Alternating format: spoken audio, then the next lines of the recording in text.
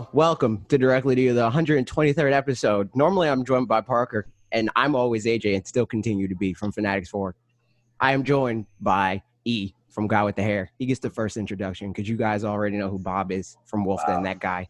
That Hello, dude. how's it going, everybody? How you doing, Bob? Wulff Den here. Yeah, Bob Wulff from the Wulff Den. You can support fanatixfour and Directly to You by going to youtube.com/fanatixfour or twitch.tv/fanatixfour and giving us $4.99 for exclusive emotes, loyalty badges, gaming time with us, access to our supporters only Discord, and free Switch keys sometimes, or Steam keys, because they like sending me those too a lot. People and supporters got the beta for Fall Guys today.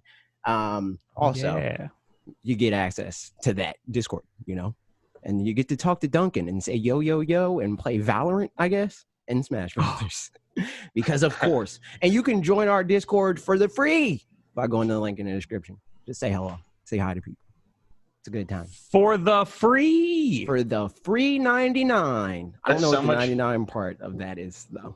That's so much better of an intro than my podcast. Mine's just Jackson yelling. Yeah, pretty much. It's just that I feel chaos. like I like sitting in the middle between Will, because Will's like broadcast quality, dude. He has a teleprompter without having a teleprompter. But I also I keep it free form, dude, going off the rails. I appreciate it. But anyways, change it up every once in a while. So people will go, they'll tune it out. Yeah, like, I hear this too much. I already heard this, whatever. But anyway, you guys playing any video games? Never. Nope.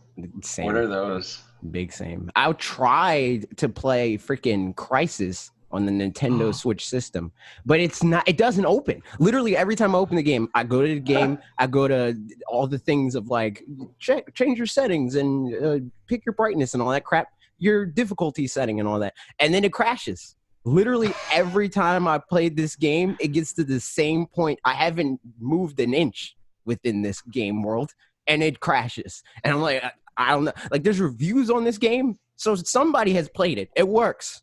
But I for hear me, that it does crash every once in a while. I haven't been able to play it a single time. Yeah, but how does it look, though? I don't know, because I haven't played it. Have you tried reinstalling it? That worked for Crash Nitro Kart for me, because I couldn't play that for whatever reason.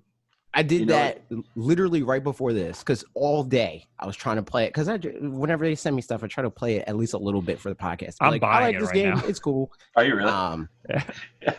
I'm going to love Bob's next video. Why Crysis doesn't work on your Switch. So Fred played it, and he said that it's beautiful in some places, and it's really bad in some places. That's what I heard from reviews. Like, I watched Game Explain's review just to verify if it works. Because the name of their video was like, it runs on Switch. And I was like, does it? So then I went on there and I watched the review. But yeah, I tried playing that. Didn't work out. I'm reinstalling it now. Or it's probably installed. But the other option is just playing it on your PC. But, I'm not going to be. I don't have a PC. We had this conversation. You will not get a PC.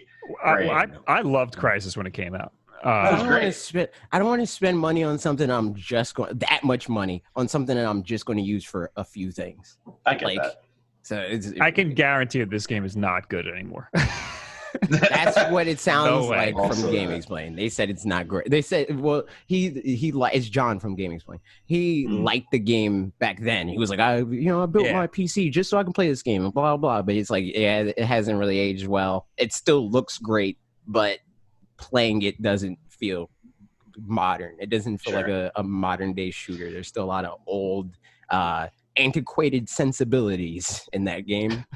Do you guys ever get weirded out when you play a game that was never on a Nintendo console, and then when it's on, like BioShock, and then you see like Nintendo buttons to press? Do you ever get weirded out by that? Because I always get. It's like press ZR. A little bit. Yeah, it's like first. This doesn't seem right. It's gross. It's tainted. Yeah. Speaking of, did you talk about Paper Mario last week? We did. We did.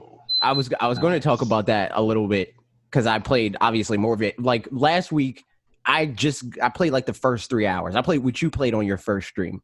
So it was like, it wasn't really much to go on. I think I did like 3 battles in total the first time that we talked about this game. But yeah, like What do you guys think about that? I think we have a Q&A question I can pull. Oh yeah, that too. I think you do. I like it a lot. I mean, this is always my thing. It's not Thousand Year Door, and people have to remember that, but Right. people tend to forget.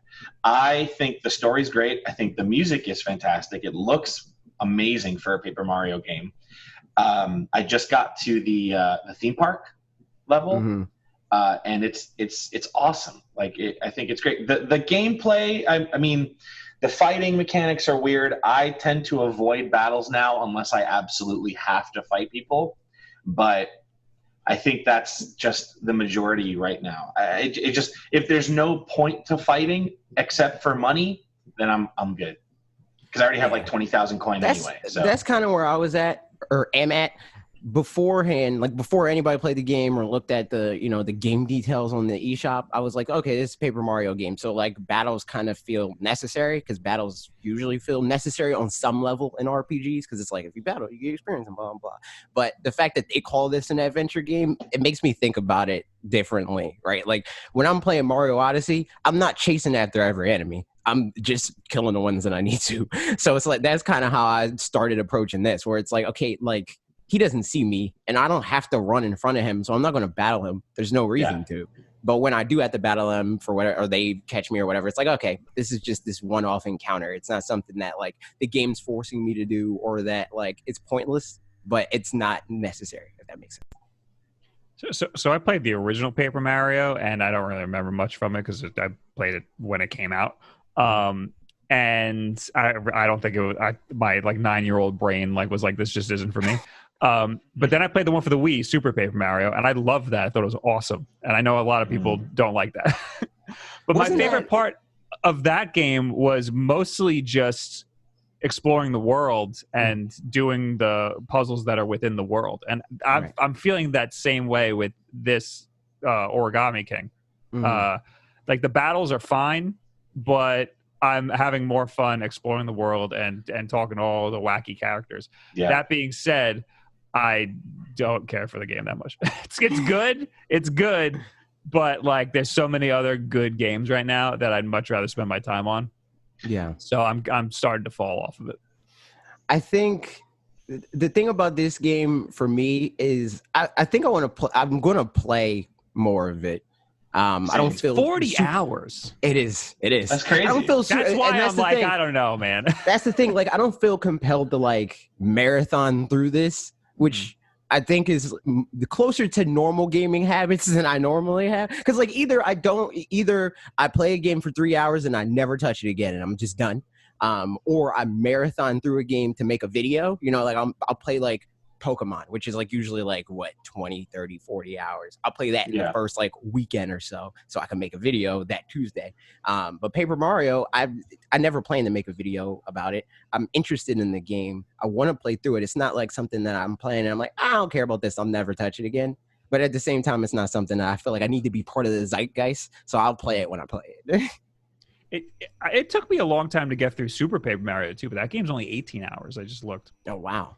Yeah. Well, isn't it because more that Super Paper Mario doesn't really have that turn-style fighting mechanic? I don't remember what the fighting mechanics were. So, I think Super Paper Mario, this is kind of like a weird, like, in-between that game and, like, traditional Paper Mario, where Super Paper Mario is more so trying to just be a Mario game that within the Paper Mario world, I guess. And this is trying to like be a Paper Mario game, but more contextualized within Mario as a universe, So like, it still has like RPG mechanics, but it's not an RPG.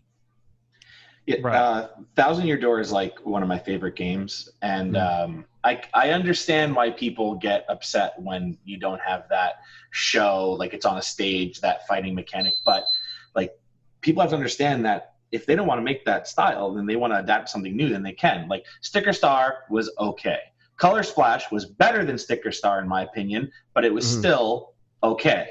Right. Super Paper Mario was the furthest of a Paper Mario game that they could have gotten. So for that one to just be like just a regular Mario game, and they had like that 3D aspect too, like it was definitely different. But I think this. I feel like they receive Super Paper. It seems like, to me at least, commercially it was received better, like fan reception, than the games that followed it, and they're less different from Paper Mario than that game is. Yeah, like it's totally. very weird. So it looks like Super Paper Mario. The combat is like a real time, not turn based, but you know, like real time. You're taking HP away from enemies and you're hitting them with your mallet. So kind of like the Shy Guy Goomba sort of situations, and in this game, in Origami King. In the real world, not in the combat world. That's what I mean. Yeah, so like you're walking around. You know how like when you run into those giant Shy Guys and Goombas, like the that. paper mache ones. That's Right. the combat of Super Paper Mario. In Origami King now, like as you get stronger, like you find these like hearts. It's like Zelda hearts, and you gain more health. And when you get stronger, like regular Goombas, you can just kill one shot without having to do the turn-based stuff. Oh, okay, that's cool. So you do get that eventually in the game. So that's fun, but I still avoid them. I just don't even care. So this is a good time to ask. I'm gonna stay inside's question. He says, "What are your favorite things about Paper Mario: The Origami King? Anything you would change to make it better?" And I think my favorite thing about the game so far, again, I'm not super far, but I like the within the world battles. I like those Goomba, like Shy Guy segments. Those are fun. I wasn't expecting that at all. And I saw people talking about it. We're like, yo, I really like the battles where you do that aren't like the real battles. And I was like, what does that even mean? And that's why Super Paper Mario is great. My favorite part about it right now is the music. Like I'm an audio freak, and I did the water elemental shrine or whatever, and the music in there felt so Zelda-y that it was like it was too good for a Paper Mario game, if that makes sense. If I would change anything, I honestly I don't like the fact that I just get all this money so quick. Like, and it's like a weird thing. Like usually people would be happy about that, but it's like, dude, I have so much cash and nothing to do with it. Why am I even like collecting all this stuff? I'm sure it'll be important later. It feels like this game, and I talked about it on our podcast last week. It feels like this game is taking the same approach that Nintendo has been taking with difficulty recently, where they want you to choose how difficult the game is, and not in like a pick easy mode or normal mode or hard mode or whatever, right? It's just, here's tools to make it easy. You can use them or you can't, and like do with that what you will, right? And that's what I feel like the coins are, where it's like you can just pay to win and be like, okay, I don't get this puzzle, 999 coins, and you'll be fine. Or like how I've been playing it, I don't spend coins on anything other than like items and stuff like that. Like I don't do the like changing the format of the puzzles thing, like to call in toads or to add more time to the timer. Like if I don't have enough time to figure out the puzzle or whatever, or enough turns, I just get hit and I got to deal with that. But I could just dump money into it and it would be a lot easier. No, I dump money into it because I want to make the perfect move. Like I know that I can nail this first try, so I just dump if I run out of time, I dump a bunch of money and I'm like, I'm gonna figure this out. And I just stare at it until I finally get it, and then half the time I spend too much money. Some of them, like some of the things you could buy after you do, like there's like a Koopa museum or whatever, and that's how you get to like the Earth Elemental. After, when you get out of there, there's a shop and you can buy like guard charms, and then like it boosts your defense, and there's a bunch of stuff you could buy. And then there's like that accessory or whatever that adds more time to the timer by default. Oh yeah, stuff like that. Yeah, I bought all those. I didn't even answer the second part of the question, something I would change, what Bob was talking about. I don't want this game to be 40 hours. Cut it at least in half. At least 20 hours. Ideally, like 15. So it's a would change. I just like the world, and one of my least favorite parts is I'm very particular with like user experience. So like, if I figure something out and I'm like, oh, I got to go here, I'll go there. And then the stupid little, what's her name? Olivia, the little stupid. Yeah. She'll be like, oh, you got to do this. And then it's like, oh, but you have to like do exactly what they want you to do when they tell you to do it. When they tell you to do it. If you do it too early, then it's like, oh, okay, I'm sorry. It's like that Lost World, the Lost Woods segment in the beginning of the game where it's like you're walking through the thing, and then she's like, maybe we should walk, and then you walk the amount of times that she wants you to walk, and then she's like, oh no, let's just stand here. Like we're not getting anywhere. It's like I was trying to do the thing that you just told me to do the whole time. Like that makes me so mad. But it's such a simple thing to fix too. But that's the RPG part of it. I feel like the same people that complain about the battle system, if they took that out and the battle system was different, they'd be like, you can't even go on pointless goose hunts in this game. But that's where I have like a little bit of a contradiction, because my favorite part is the world. Like the battles are cool, but I'd rather just be wandering on the world and doing the puzzles that are within the world. But then I hate that weird, stupid user experience stuff. Yeah, I don't think that's a contradiction though. I feel like there's just like quests that developers put in games that try to force you to explore the world in a very particular way. So it's like, we want you to see the entirety of the Breath of the Wild map. So Korok seeds, that's our solution to making you see the map. But at least that's hidden. Like in this case, that you have to stand on this pixel or else you're not going to make it. Right. So it's like, I understand you liking the world, but not liking them force your path through it. To do it exactly the way that they need you to do it. Yeah. Right. Makes sense. I like the toads, though, too. The fact that there's like a million just toads that you have to find. And like, and they're jerks, dude. Like, the jokes are great. The dad jokes and the ones that are like very fourth wall breaking. I'm into that. I like that. Yeah, I mean that's a Paper Mario staple. Yeah. Like if that's the like I very rarely rage at companies or like stuff like that, and I get a lot of crap for that. If they took that out of Paper Mario, I'd be right along everybody being this game sucks, fake. They're not even taking care of their fans, Nintendo, all that crap. But yeah, I mean, I'm having fun with Paper Mario. I'll finish it eventually. I want to play more, but I might be done. I might be out.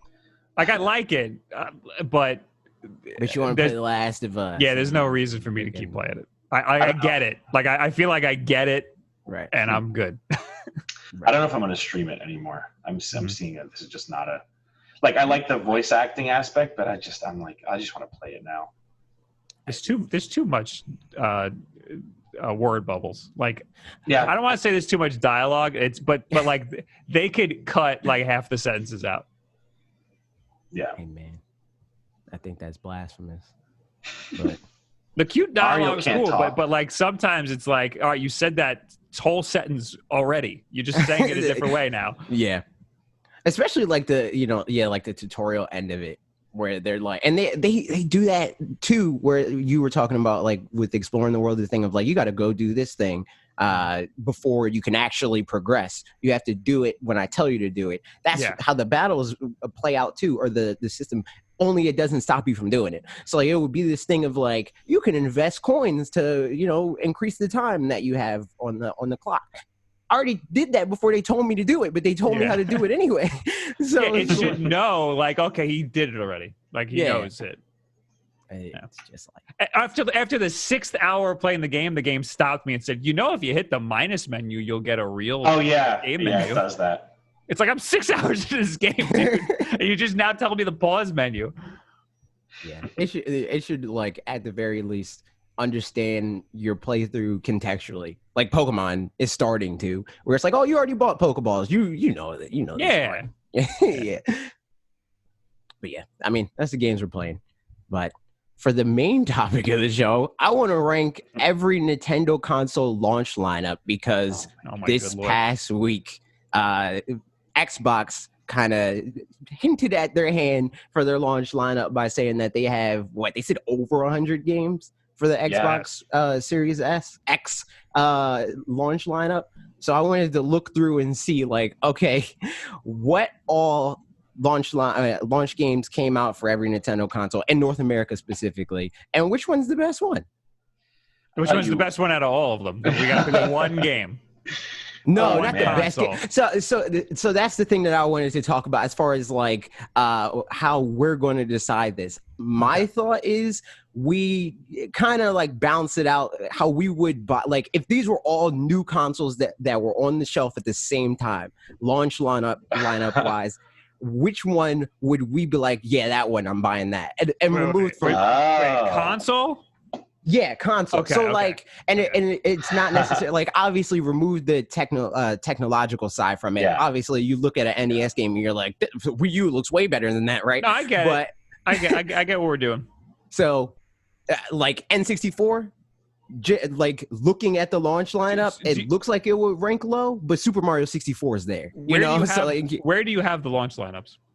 I have all the games in the document that I linked. Bob, he sent us a document. Come on. You think I do any pre-show? You think I read DMs? You want me to click something? Really? I'm Bob. This is before we start talking about all this nonsense, and I linked the Cyberco. Hold on. Yeah. This is before we got really into the G4 weeds. Talk, right? I don't know. Was it after? I hear. I think it was like right before that. Or no, it was like right I got it. So here's the thing about NES, though. Mm-hmm. Nobody knows what games came out at launch. Or like when they came out or something. Yeah. So this is all the from NES in North the America, Wikipedia like article for launch lineups. Okay, so we'll just go with their this. stuff. But the NES launch like trickled out in like weird ways across America. Because they had like the trial run in New York, and there was like it was like the tri-state area. It was like New York, New Jersey, and I don't know if it was Connecticut or Philly. So no one knows the actual launch date for any of these games, but we'll go with what they have. So these are all specifically North America. Got it. Oh, wait, which golf is this? It's NES golf. It's just the golf. There's two golf games. Are we picking?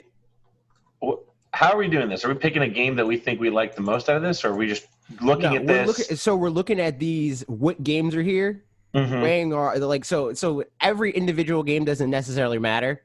It's just how does it even out? Like, you know how we're talking about how I view the two like rollout events for PlayStation 5 and Series X, where it's like I feel like Xbox is more consistent, but PlayStation has more highs. It's kind of like that. Like, which one do you think is better in that? We should pick the best games out of each launch lineup so that we know how many great games there are, and then determine which one has the best launch lineup. Right. NES has a lot. It might. Yeah. It's like one of the most. Yeah, theirs is like, I think it's like tied for the biggest launch lineup. But that's because it's so like they're like all ambiguous. Over the place with it. Yeah, we don't know exactly. Also, a lot of these games are trash. Yeah, the sports games not that good. Baseball, soccer, pinball. I don't even know that game.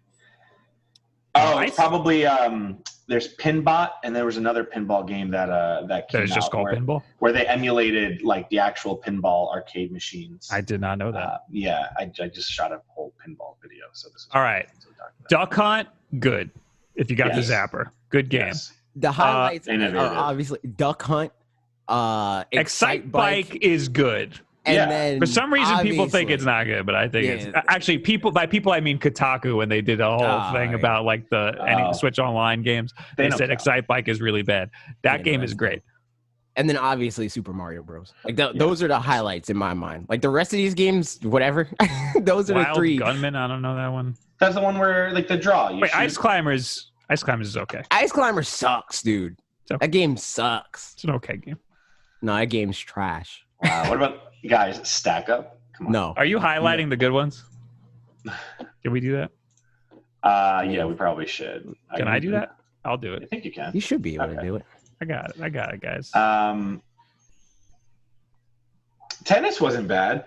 The NES tennis game. It's not good, but it wasn't bad. I think tennis is. It's fun in the way that like the ice hockey game is fun, where it's like it's bad, but it's funny because of that. I do not like that people love that game. You hate that game, dude. But you had a bad experience. I had a bad experience, but then I played it more with Kevin Pereira's Luigi. Yeah, we'll talk about that later. Yeah, I don't know what that means. You guys said that earlier. We'll get into that. Okay, but my friends are into that game, the ice hockey on the NES, and Will's into it. There's that new game. Yeah, but we know blood Will's hockey. 97 years old, so like Yes. he has nostalgia for old people stuff. So wait, Duck Hunt. We got to highlight Duck Hunt. You don't think any of the games that involved like Rob were good? Like I thought they're Gyro might. trash. Bad games. Okay, so we're not talking about like I've honestly never played innovation. them. So Unless they broke the world, you know what I mean? Right. They And have to in a also way be that good if like they're innovating. in a way that they're still like that innovation is embraced, right? Like Rob was a new thing, but nobody's really like, freaking we didn't launch with a toy and like a Rob. You didn't put here because you're talking about Rob. You didn't put the Virtual Boy, and I'm kind of upset now. See, once I found this specific tier list and I saw that it has Virtual Boy on it, I debated putting Virtual. There's not a single good Virtual Boy game. That's what I thought. That's what I was like. Not going to be a good launch lineup. And honestly, I think that Virtual Boy, just viewing it by like, okay, these are the games on the list. I'm sure. I mean, maybe you played them. I haven't played any of the Virtual Boy games. They're going to sound way better than they are because it's like Mario Tennis and like Wario. The Wario one is game. good. Yeah, like there's like all these games that like on a franchise level sound like they would be dope, but it's on the Virtual Boy, so it probably sucked. So the whole thing about the North American lineup for games, you could like all the games you could stack up to like this much, and you could literally hold in the palm of your hand. But what they do now is they actually take all the hardware from Virtual Boy and put it into a physical console and actually have output to go to your TV. So you can actually play the games on your TV, and it's cool.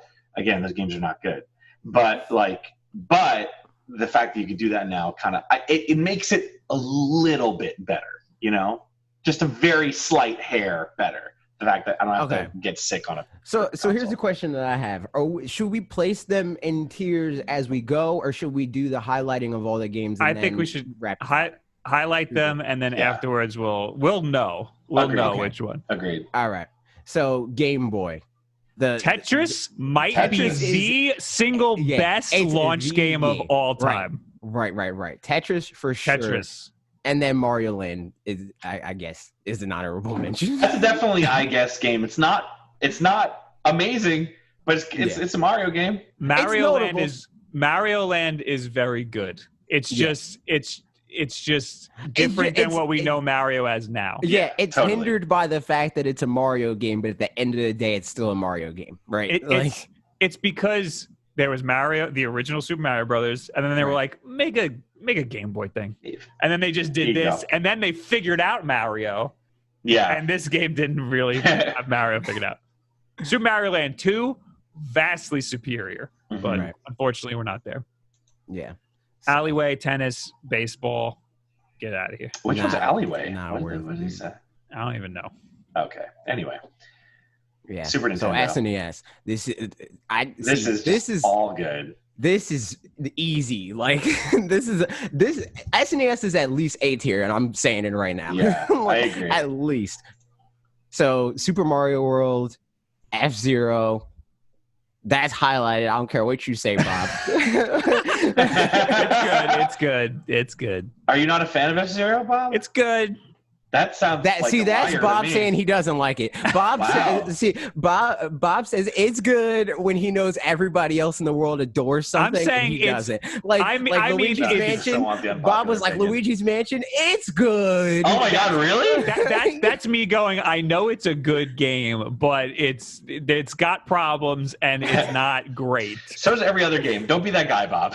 No, Super Mario World is amazing and there's not a flaw in it. That game, top tier. Pilotwings, I don't.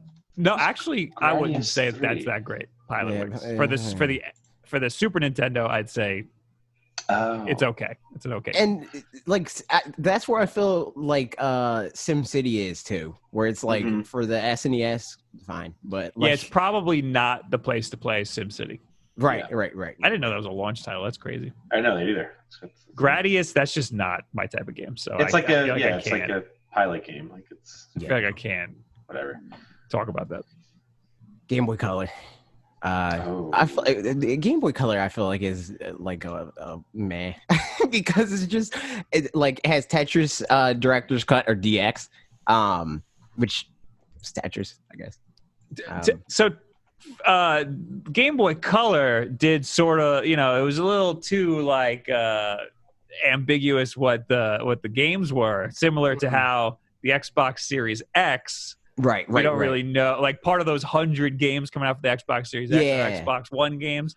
So the Game Boy Color, there were a lot of games that were optimized for the Game Boy Color, like Pokemon Gold and stuff like that. But I feel like that was like most Game Boy Color games. Like Game Boy Color, in my mind, occupies the same space as new Nintendo 3DS. Like I don't know why Wikipedia separated them, but I was like, I mean, if they say that it's notable enough, because they separated Game Boy and Game Boy Color. Yeah, like their launch lineups. I was like, that's kind of weird, but all right. So I guess, are these games only playable on the Game Boy Color? They're not played on the original because they don't have the little slot to play Game Boy games. So yeah. Okay, so that's why this launch lineup looks like this. Can I will say Game & Watch Gallery 2 is amazing. I don't know why I love playing that game. We'll highlight it on your word. Yeah, because it's just Game & Watch games, but you're all Mario characters and you have to unlock all the games. But dude, I was addicted to playing that game when I was a kid. So I'm going for that one. I think there's some merit to that. I think I've heard of this before. Yeah, it's very fun. And I know I'm not saying we highlight this, but I know my mom likes Centipede. Yeah, I mean, for the Intellivision, like let's go. I don't know how far back we're going now, bud. Yeah. Ooh, Pocket Bomberman. Oh, let me see. Oh my God, no. Is that a poopy game? I don't know. I'm saying no because I know when we get to Switch, Bob's going to want to highlight Bomberman. I have Pocket Bomberman. I played Pocket Bomberman. It's okay. Yeah. Are we highlighting Game & Watch Gallery too? Can we? We can. We could do it for you. That would be the only one highlighted because I don't think Tetris DX is worthy. No. It's just Tetris. Yeah, it's just Tetris again. Yeah. I don't even think they added the because in the original Tetris you can't pocket a piece. You can't hit up to go straight down.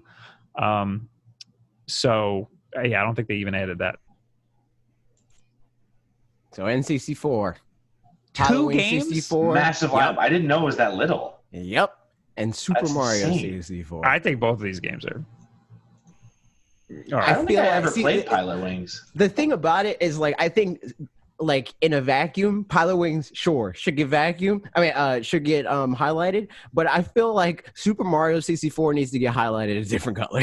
Like, that's how good. Like, you said Tetris is one of the best launch games. Super Mario 64 is like up there with it. It's the game changer. Like it's literally. It's like one of the very few games that like you can just look at it and be like, I'm buying this console. Like in retrospect, obviously. Yeah. So yeah, like. I'll definitely highlight that one. Yeah. That's so crazy. How quick? Like how long did it take for other games to come out? It was. I think it was pretty quick. It was kind of like how Switch happened, right? Where it's like the launch lineup technically was like worldwide. It was like 8 games or something like that. Yeah. But then a week later, it was 17 more games or something like that, right? Like that makes sense. My first N64 game was Mortal Kombat Trilogy. I think my first N64 game was Smash Brothers. I think mine was Mario Kart. That's late. Smash Brothers came out late. Yeah. Yeah, I didn't. It took me a while to get N64 because my uncles and aunts who are in my age bracket all had it, so I just went over their house to play it, and then eventually I was like, I want Smash Brothers, so I want an N64, and my dad was like, all right, and then I got that. That makes sense. Eventually, like Pokemon Stadium and all that. Yeah. Good times. GBA. Ooh. There's a lot. Oh my god. There's a lot here. There's a lot. Ooh, Castlevania. Is this the good one? Circle of the Moon. I think they're all the same, to be completely honest. There's one that I think was the only Castlevania game that I ever played. And like played a lot. This game's Metacritic score. I didn't really play any Castlevania. I don't remember these cards. This might not be the one. Earthworm Jim, is that just a port from the SNES title? I think so. Yeah, right. Because that was fun on for the Super Nintendo. What the heck? didn't really This play game, it. I was joking about the Metacritic thing, but the Circle of the Moon has a 91. Dude, Whoa! Wow. game's freaking. If this is the game, then that's freaking great. I think it is the game. I gotta look up on our backlog list that we have. This is crazy. I never knew like the launch titles, and you just see so many games. You're like, why did they launch with these? You know, they just say, I don't really care. That's what they had, man. Circle of the Moon. That's the one. It's freaking awesome. Okay. So highlight it. We got Highlight it. that. Okay. I think we should highlight F-Zero again. It has an 86. Sure. Rayman Fire Advance. Pro Wrestling, dude. Get out of Oh, here. Get out of here. bro. Konami, Crazy Racers. Man, real bad. Namco Museum, of course, is on every freaking console. Yeah. Choo Choo Rocket. Earthworm Jim. Was this what you were looking at? Yeah, That was the one- Is that the port? I think it's a port. That was the one that I was saying was the port from the Super Nintendo, so I don't know if I'll count that. Earthworm Jim's great, but we're not. I don't think we're gonna. Do It's this. probably garbage on the Game Boy. Yeah. Super Mario Advance. I don't think I've played it. Is that good? Okay, so the Super Mario Advance series is really weird. They're ports, Yeah, and they're that's why I different. didn't play it. They're all. I think the first Mario Advance is Super Mario Bros. 2. Yes. So it's just Super Mario Bros. 2. So we can ignore that completely. I think. Okay. I played that. It's good, but it's just Super Mario Bros. 2. And I had Tony Hawk's Pro Skater 2 on the GBA. No. Oh wait, no. That was. No, I think this is good. Is it the one where you can be Spider-Man? Okay, yes, but on every other console. Yeah, Okay. no. Well, on a Game Boy. I mean, Game that's Boy, pretty good. the Game Boy one's trash. I'm not. I don't okay know with if it's trash. I don't know. No, this one's trash. It's trash. it. Yeah, it's trash. There is a good game. There is a good Tony Hawk Game Boy game. I know, but that one's not it. I know because I had it. It wasn't good. Is the one for the Game Boy Color? That one might be good. Is there one on Game Boy Color? What about Rayman Advance? I actually like that game. I don't think I played it. So It was- again, do you think it should get Rayman. highlighted? It's a side scroller Rayman game. Like it's what it Okay. is. Like it wasn't bad. It's definitely not like Rayman 2 for N64 or whatever. Oh, you like, didn't even highlight the freaking F-Zero. it was good, but I don't think it's worth the highlight. What, So- F-Zero? No, Rayman. Oh. You do whatever you want with F-Zero. I didn't play any of the original ones. I played Even is the F-Zero GX. highlight. So There's no Metacritic for the Tony Hawk Game Boy games. really, It's not coming up. there will be for the remakes. Oh, here we The go. remakes on the Game Boy? Yo, Yeah, Tony yeah, Hawk's yeah. Pro Skater 2 Game Boy Advance 95 on Metacritic. Wow. What the heck? What? They're dumb. Where's the color one? I thought the color one was good. Tony Hawk's Pro Skater 3 has a 90, and it's a Metacritic certified must play. It says it has a little What does emblem that on it. even mean? I don't know why I'm not. The color one's not coming up. Game Boy Color. Maybe we could pause for 1 second. Is that a thing we Go can for do? it. Well, we'll We'll vamp for you. Yeah, we'll vamp. Okay. Yeah, because I just need to. Someone's moving some shit down here, so I just need to make sure that we're. He did it. He did it. He said He did the the thing. thing. He already ruined it. He already ruined it. So wait, we only have one thing highlighted here. I said highlight F-Zero. Oh God, I'm so sorry. I'm just trying to hold it off for as long as possible. That's it. Tony Hawk's Pro Skater 2, dude. It has a 92. Oh man. my god! I thought you said the first one had 92. No, the first one has a 90. Wait, no. 3 has a 90. 2 So you has a said two- 92. That's dumb. All right, the highlight. I remember. Oh no, I'm sorry. Bad. It has a 95. I remember it being bad, but I was. I don't think it was bad. 6. I think it might not have been bad. Who knows? I remember the color one being good. I don't really remember the Game Boy. I Advance. just Did remember I have it? not liking it at all. Oh no, I had it for the Game Boy Color. as a Okay. child. Oh no! Yeah, GameCube is going to be fun. Should we start Batman on GameCube? Vengeance. Yeah, let's do it. All right. Batman Vengeance. This is a launch title. I guess so. This was the one that was based off the animated series. I don't think it was good. Crazy Taxi. I never played it on the GameCube. It wasn't terrible, but it wasn't great. On the GameCube? You mean Crazy Taxi in general, or on the GameCube? On the GameCube. What made it worse than the Dreamcast? Because Dreamcast was great. Well, it was like a replica of the Dreamcast one, but I don't think it played as well. If that makes sense, like control. I think I had Crazy Taxi on either the PS2 or the GameCube. I don't remember which one. Dave Mirra, Freestyle BMX 2. Yo, represent. I played BMX Triple X. Did you on the GameCube? I was sick, dude. I got to watch boobies and without my mom knowing. Oh. Yeah. Disney's Tarzan Untamed. Get out of here. Is this why? Prequel. Is this next one why you thought this was going to be interesting? Yeah, Luigi's Mansion. Luigi's Mansion. Trash. Get this out of here. Worst launch lineup in history of Nintendo. Get this garbage out of my face. Do you really believe that? Where is my Mario? This is the only so far launch lineup that we've read that does not have a Mario game in it. Yeah, but you think a Luigi game. Why is it matter? You think Mario Advance? You think Mario Advance is better than Luigi's Mansion? It's got the man in it. This is why it's got the man and Nintendo in it. That's not the same thing. So when GameCube launched, I was one of those that was pissed. You were a stupid kid. Yes, I was like, where is my the red one Mario? Better. And you know what's messed up? You're the little brother. How are you going to hate on little Luigi? Like, that doesn't even make sense. You should have been like, this is my time to shine. No, I was not about it. I was pissed. And that's why I didn't like Luigi's Mansion. I was like, just pissed playing it. I was like, this isn't a Mario game. I can't even jump around. Got to be scared the whole time. Were you scared, Bob? No, but Luigi was. Not the play as his puss ass. Jesus. I'm highlighting it. We're highlighting it.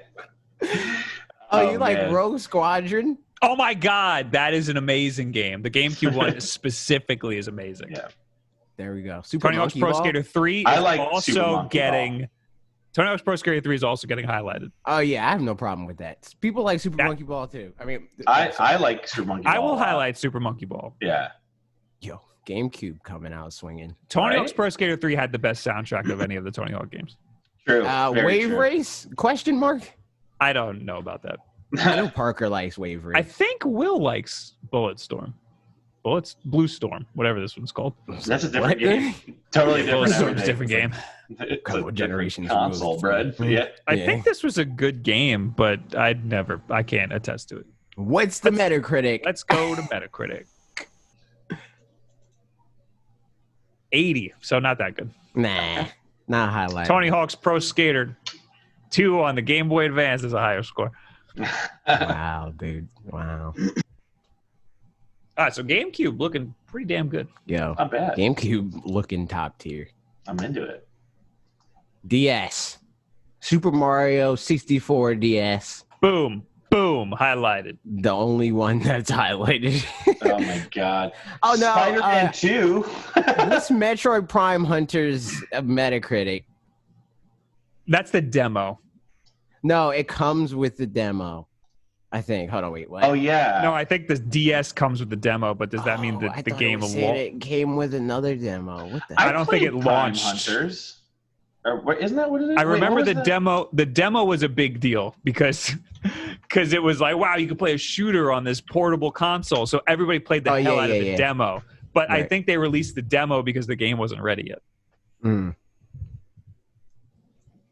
So we should look up when that game actually came out. That game came out March 20th, 2006. And when did the DS come out? Wasn't that like November 2005 or something like that? Well, I don't know. That might be Japan. November 21st, 2004. Ooh. So almost 2 years later. Very not Wow. Yes. launch. Yes. So we can't. Sorry, DS dude, you can't. Doesn't count. Wow. Yeah, you know what? It's bad enough that we got to take it out. It doesn't even count. Spider-Man Spider-Man 2 for the DS. Let's see how that did. I can't even search it up. I didn't mind that game, to be honest. On the DS? On the Yeah, I DS. played it on the DS. It wasn't terrible. It was I'm bad, trying to but it think, wasn't terrible. Because I had one. I think I might have had one for the Game Boy Advance, though. Metacritic 61, dude. It's the Nope. nope. Mike, get that out of here. Big nope. What do we? What the heck? Where's DS on here? Is it on a Nintendo? Nintendo DS. The Herbs, Sims in the City. That was like a bargain bin game, I think. Oh yeah, no, Hold totally. on. I messed up. I messed up on Wii. Did you? Well, I'm ahead. I'm looking ahead. Oh. I'm gonna fix yeah. it before we get there. We were talking about Madden games. Do you think people would have bought Madden NFL 2005 for those people who are like obsessed with getting Madden games and sports games? We were talking about this last night, how like people feel the need to buy sports games when there's a new one that comes out. Do you think that like NFL 2005 would have been also part of that for the DS? Not like, No, I don't think the people that are like, like super like into Madden and they buy Madden every year, I don't think the bulk of them are, buying it on everything. I was at a heart attack. The Metacritic said 91, but I thought it was for DS, the regular, but for it was like for the PS2, regular. yeah. So the Madden NFL 2005 for the DS is for when a kid gets a DS and the parents are like, my Right. kid likes football, and then they Yeah. toss them Madden NFL. Or even just the thing of like, I want to play with dad plays, like Right. so they get the DS version. Yeah. Asphalt Urban GT. That was probably a good game, but I never played it. Is that a racing game? Yeah. Nope. 60 on Metacritic. I was never big. Yuck. I was never big on racing games. I liked simmy racing games like Burnout and stuff. Okay. Asphalt was one of those, but apparently that one was not good. Right. Yeah. We're on Wii now. You're working on Wii. No launch titles. That's surprising. Okay. We know Wii Sports. Yeah, was Wii the Sports. launch title. Is that even like That was one that is even also considered, man? another top tier launch title. That's like, even I would argue that like a lot of the consoles that like Tetris, right? Like there's games that came out on that became more important to the view of the console later on. I don't think there's anything on Wii that's more important than Wii Sports. Right. I think Like- Tetris was important for the Game Boy because it won the war for portables. It was like, this is the game that everybody needs to play, and nobody could have expected that because it's a stupid puzzle game. I think initially it was just a thing of like, at first, why did it freaking post like that? But anyway, I think it was initially because of, I think when you think Game Boy, it's not so much, or when like the bulk of people that are gamers think Game Boy, I think the first thing that comes to mind is more often than not Pokemon before it would be Tetris. True. And there's not really a game like that. That was like way Mario later. 64. Yeah. That's what I'm saying. Like, I think that Wii Sports is a higher tier game than Tetris because Wii Sports is still like the most important thing to pretty much everybody. Wii when they Sports think of Wii. sold the console, Right. and then it also stuck with people after. Yeah. And a lot of people, it's the only game they own. And But still own. also, I think it's a little unfair because the gap between Tetris and Pokemon was so big. Yeah. I don't even think the Wii's life cycle was that long. Bob, do you remember at the Game Awards that we went to the beginning of this year? My friend Danny brought the demo, like a sealed copy of Wii Sports to try to like flash at Reggie. Oh yes. So that's how important that is, man. For Reggie to make him notice, One of the top selling games of all time, but so is Tetris. Yeah, but like that doesn't count though as a top-selling game of all time because it came with the console. It counts. And it literally it launched on so many different things too. We're talking about Tetris. Tetris launched on a lot of different things. Oh, I was talking about Wii Sports. Wii Sports. Oh yeah. Shouldn't count, but it counts. Got it. But I don't know if it shouldn't count because it like. I think it should count. I think it should. Yeah, that's what I'm saying. Like, I don't think that the majority of people that bought Wii Sports bought a Wii. They bought Wii Sports. So like, even like they went into the store. They spent $250 for a Wii. They didn't buy a Wii bundle. The game was an afterthought. Yeah, no, the console was the afterthought. It's like this is the thing that I need to play Wii Sports. I think a lot of people, just wanted Wii bowling. Yeah, and that was fun, man. Days of fun times. But that was the system, like so. Gamers already wanted a Wii for all the games and whatnot, but then you get the Wii and you plug in Wii and you pop in Wii Sports, and then your dad comes over and sees, what are you doing there? Oh, I'm just boxing. And then you show him how to do it, and then he gets into it. And then all of his friends come over, and you got all these like 60, 70-year-olds.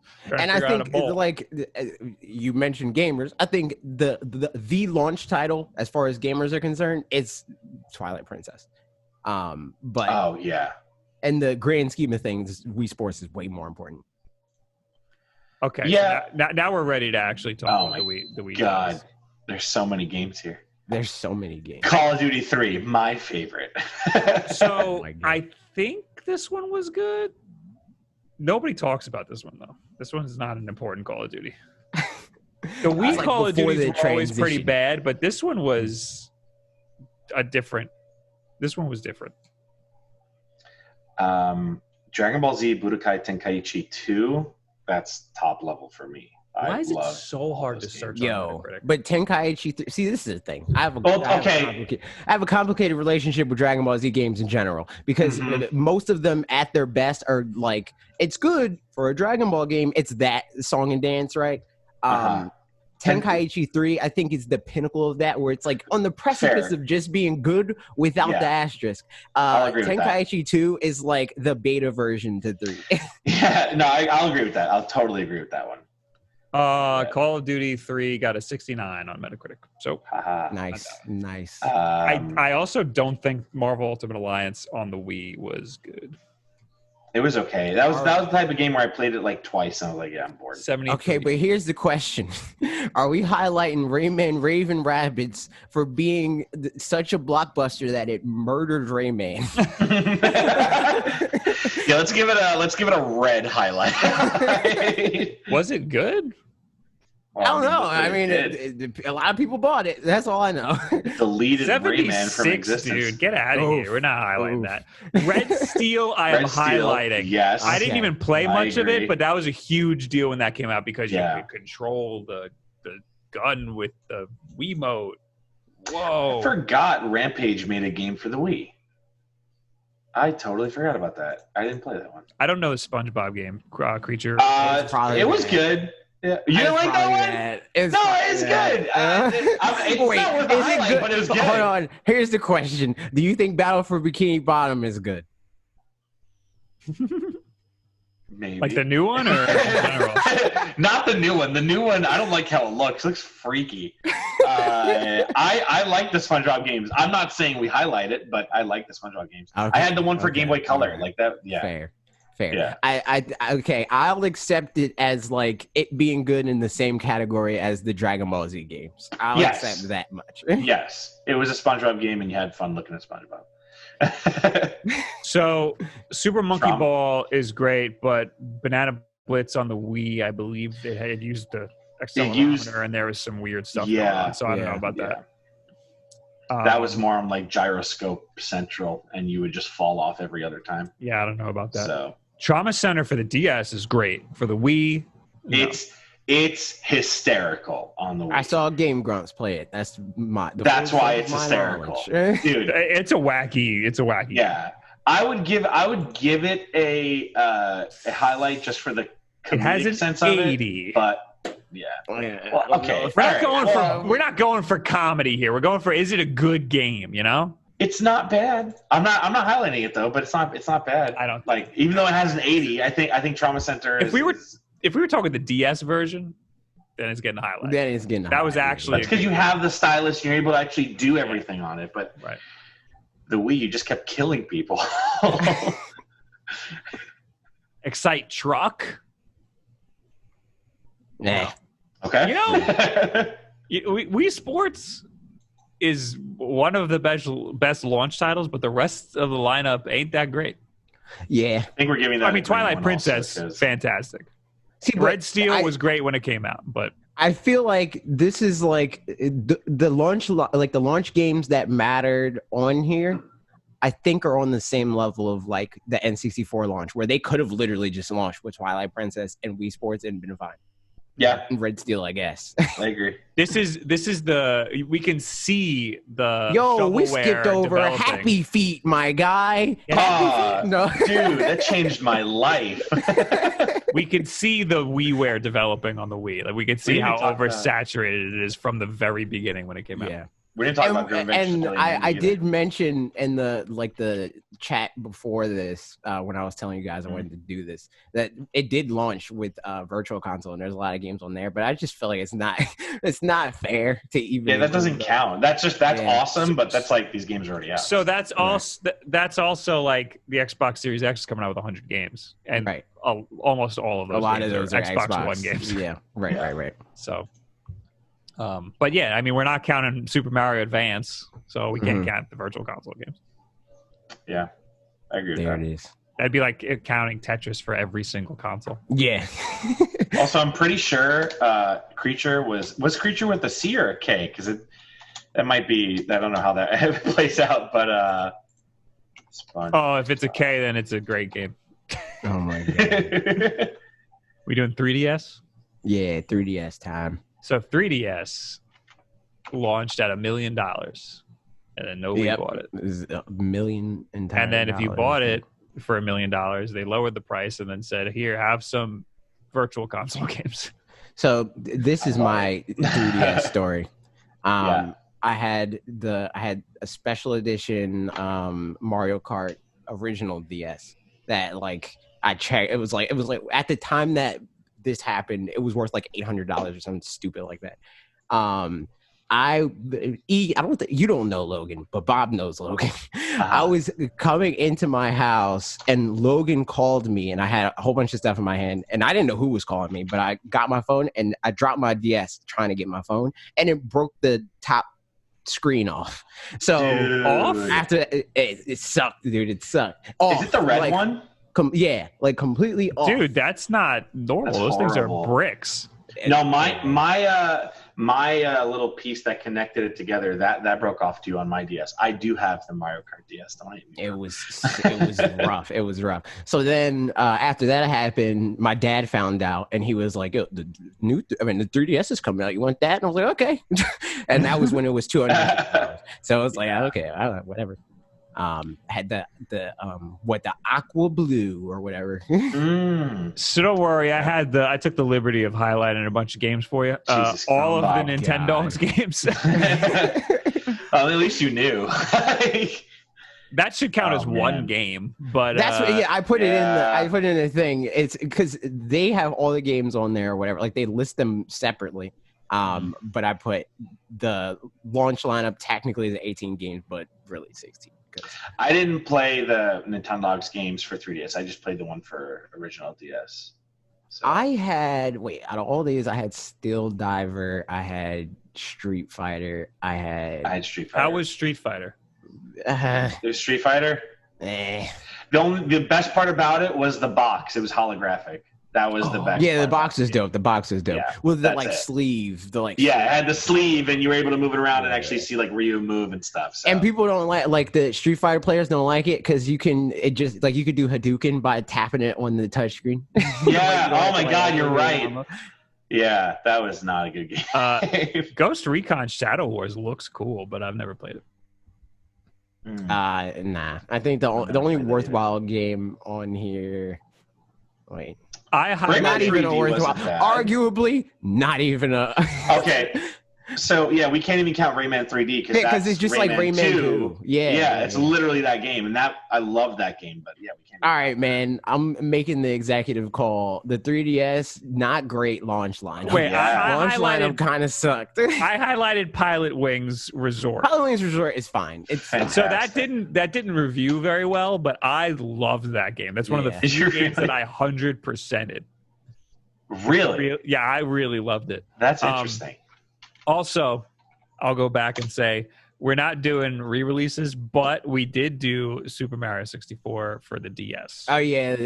But that has a lot of new content. That's a remake. It's a remake. Yeah, I'll take You can that. freaking be Wario or whatever. Hey man, listen, Pilot Wings Resort got a 71, Bob. Are you sure? I love that Are game. you sure? I thought it was awesome. But part of it was also I just spent $250 on console. And I never play. Yeah, I get that. I also did that. I traded Are we keeping Nintendo's highlight? Yeah, I think that was a really important game for the. Right. That definitely It wasn't sold important console. for the 3DS. Yes, it was. No, but that did sell. It definitely console. sold. Oh yeah, console. that's true. That's true. Yeah. That's true. It did sell really well. Yeah. All right, fine. Overall, bad launch lineup. Yeah. I'm not trying to defend it. Yeah, they didn't do that great. Even Super Monkey Ball 3D was meh. But Bad launch line. Yeah. All right. Wii U. Jesus. There was a lot of games, but none of them mattered. Well, wait, hold on. Was this even? No. Angry Birds Star Wars was a launch title. Great. Wait, where the heck? Did they not have Mario? I thought Mario. I could have.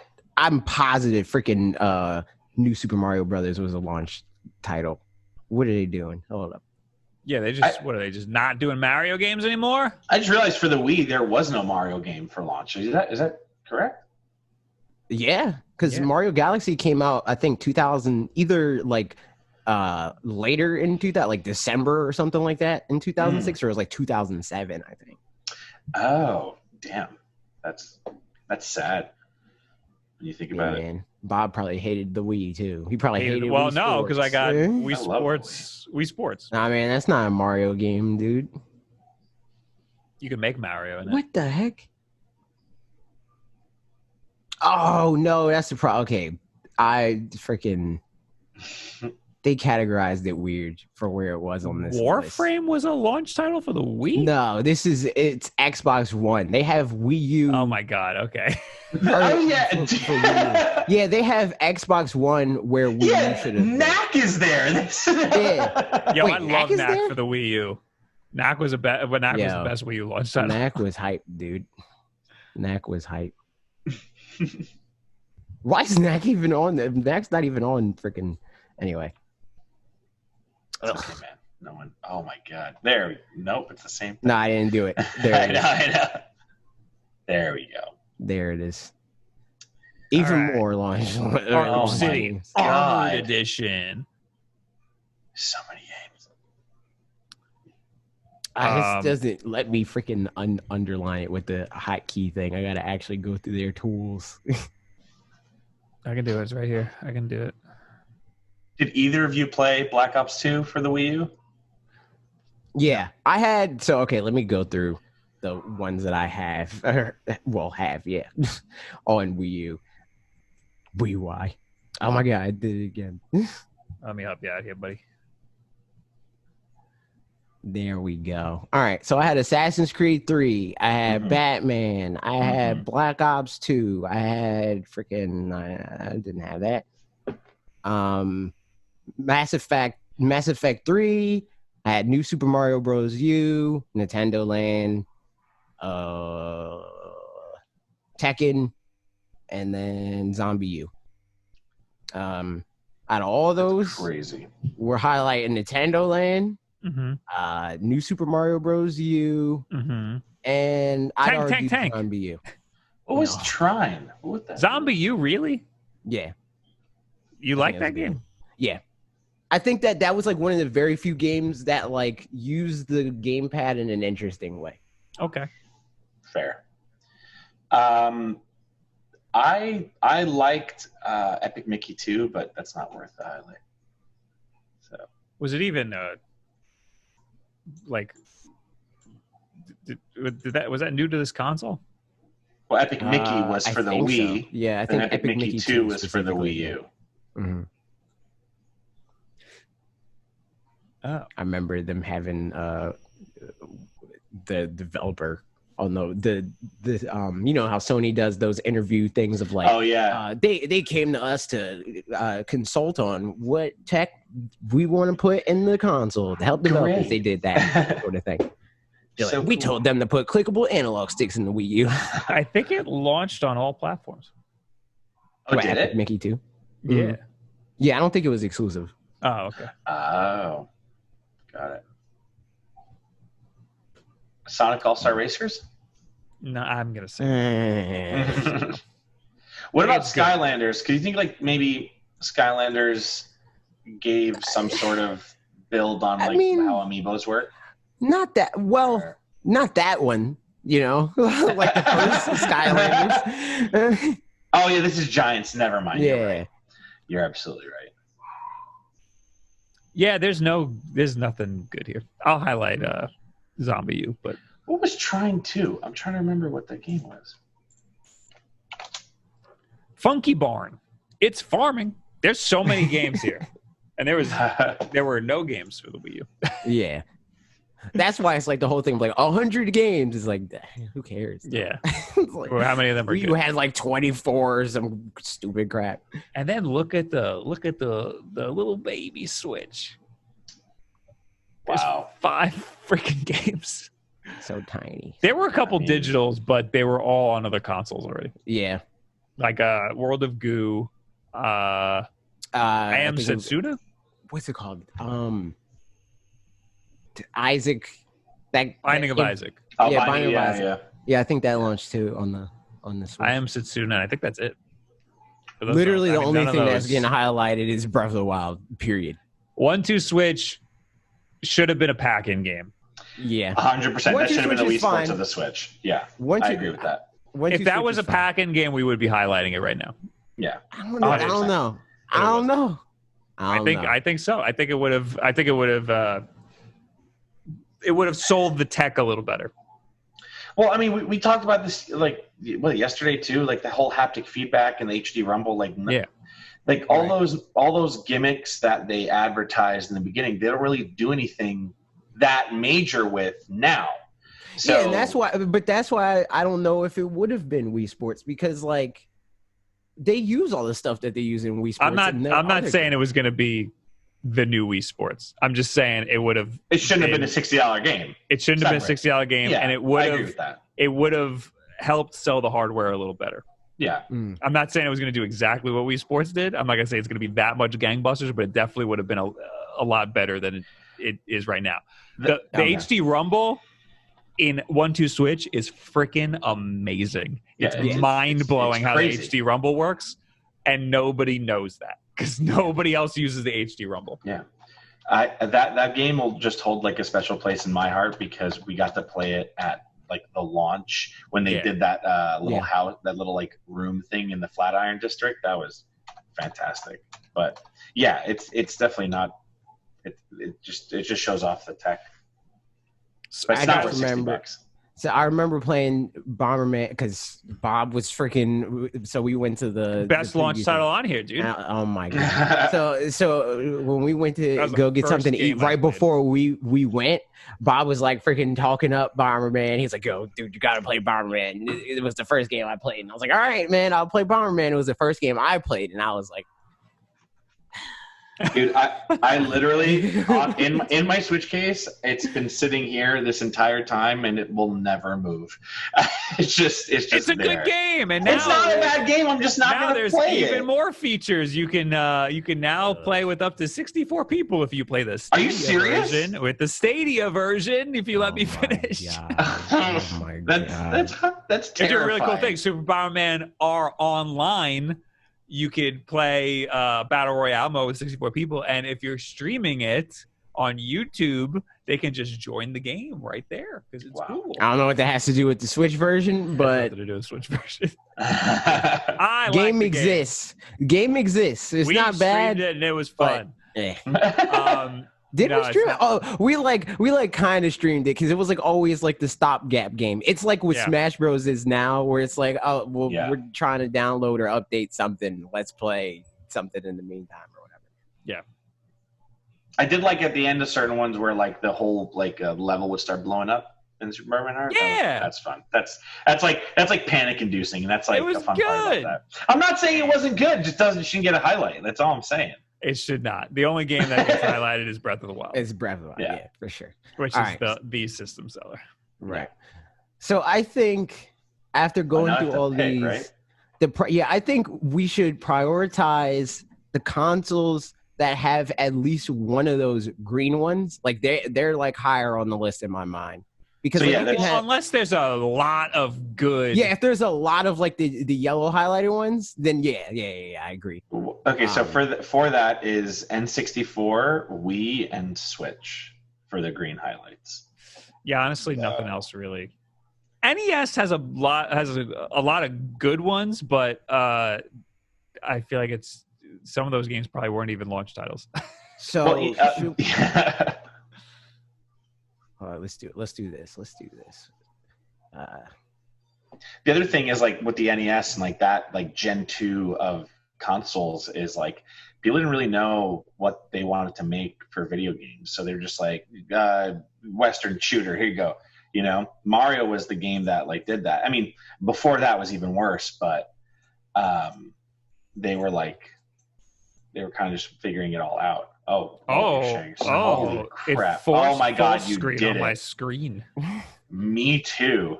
So I'm thinking this. Whoa. I think we do that. Whoa.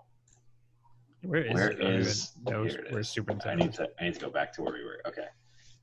Super Nintendo. Put that in S tier. Get out of here. Yeah, wait. Well, oh no. A tier for Yeah, A tier. So I think we put in S. Yes. yes. We in Yes.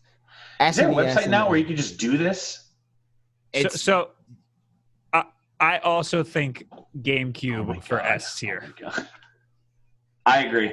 oh, that's a heel turn right there, Mr. Luigi Mansion. Just because there's a lot of yellows there. There's a Luigi's Mansion, Star Wars Rogue Squadron, Super Monkey Ball, wait, give and me a Tony Hawk's second. Pro Skater 3. There we go. There you go. Oh, okay. I want to get one. Like just to, Also, I mean, let's freaking be real, dude. That's so sad because like I loved my Game Boy Color, but like I did not care about any of the games. Game Boy Color was an amazing console. It just made the Game Boy better. You know, Yeah, like so whatever totally. games you were already playing or that you could already play, it Mhm. made it better. Game Boy, I don't want to rate the Game Boy yet. We got to do more A tiers.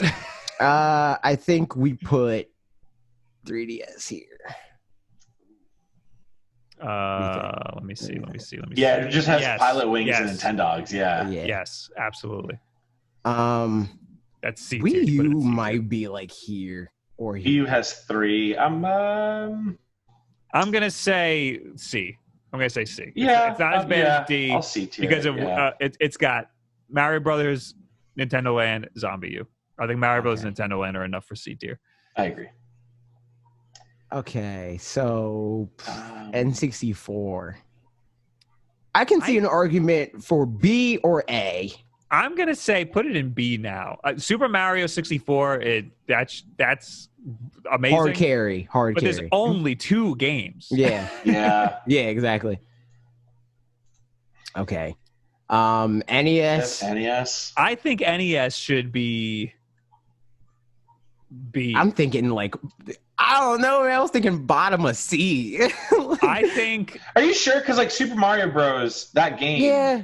I mean think that's that has a lot of okay. things. Excite Bike, Like, Super Mario Brothers, and then to be all honest- the other ones. Like it's got a lot of games there. Okay. All right. And Yeah. You got Like, me. You got me. we don't like them, but at the time, people were like, "What is this video game thing?" You know, That's fair. That's people were fair. probably blown away. They could play tennis on their TV. You know, Yeah. Switch. We're doing that one yet? Or- Switch. Switch. It's Breath of the Wild, but like Switch, I want to put in like B. I think Yeah. B is good. yeah. I All think it has is higher. Breath of the I think Wild. higher than NES. Okay. Yeah. well, no, I think higher than N64. No, not higher than N64. What? No, I don't know, man. I don't know. Okay, so weigh it out. If you were to compare Super Mario 64 was that was their first foray into 3D. Yeah, but I think Breath of the Wild was hard carried Switch for like that year. Like even though like Mario Odyssey came out, I think Breath of the Wild still had a lot more cachet. You're absolutely right about that. But Mario 64 carried the whole generation. I don't know about that. All man. 3D platformers from then on. All right, fine. Wait, okay. What do you think, E? What do you think? You're the guy here. Okay. My thing, no, honestly, my thing is, I agree with Bob where N64 is probably one of the most significant games ever made. Mario 64. Yes. Zelda is an amazing game, but I still haven't beaten it, if that makes sense. Like, okay, I'm still on that level where I'm like, dude, I want 100% it, but I just know I'm never going to do it. Not saying it's not a fantastic game. You're talking all the Korok seeds? That's not happening. Yeah, I want to be that person, but I know it's going to take me like 6 years to do. Big no. Yes, I would put N64 first if I really had to. Yeah. Fine, I'm outvoted. You know, democratic system. Okay. I think Game Boy Advance, having loved Castlevania Circle of the Moon so much, I think that's a pretty good launch lineup. But these games are like iconic or important to gaming. So yeah, Tony Hawk Pro Skater 2. So I feel like end of B.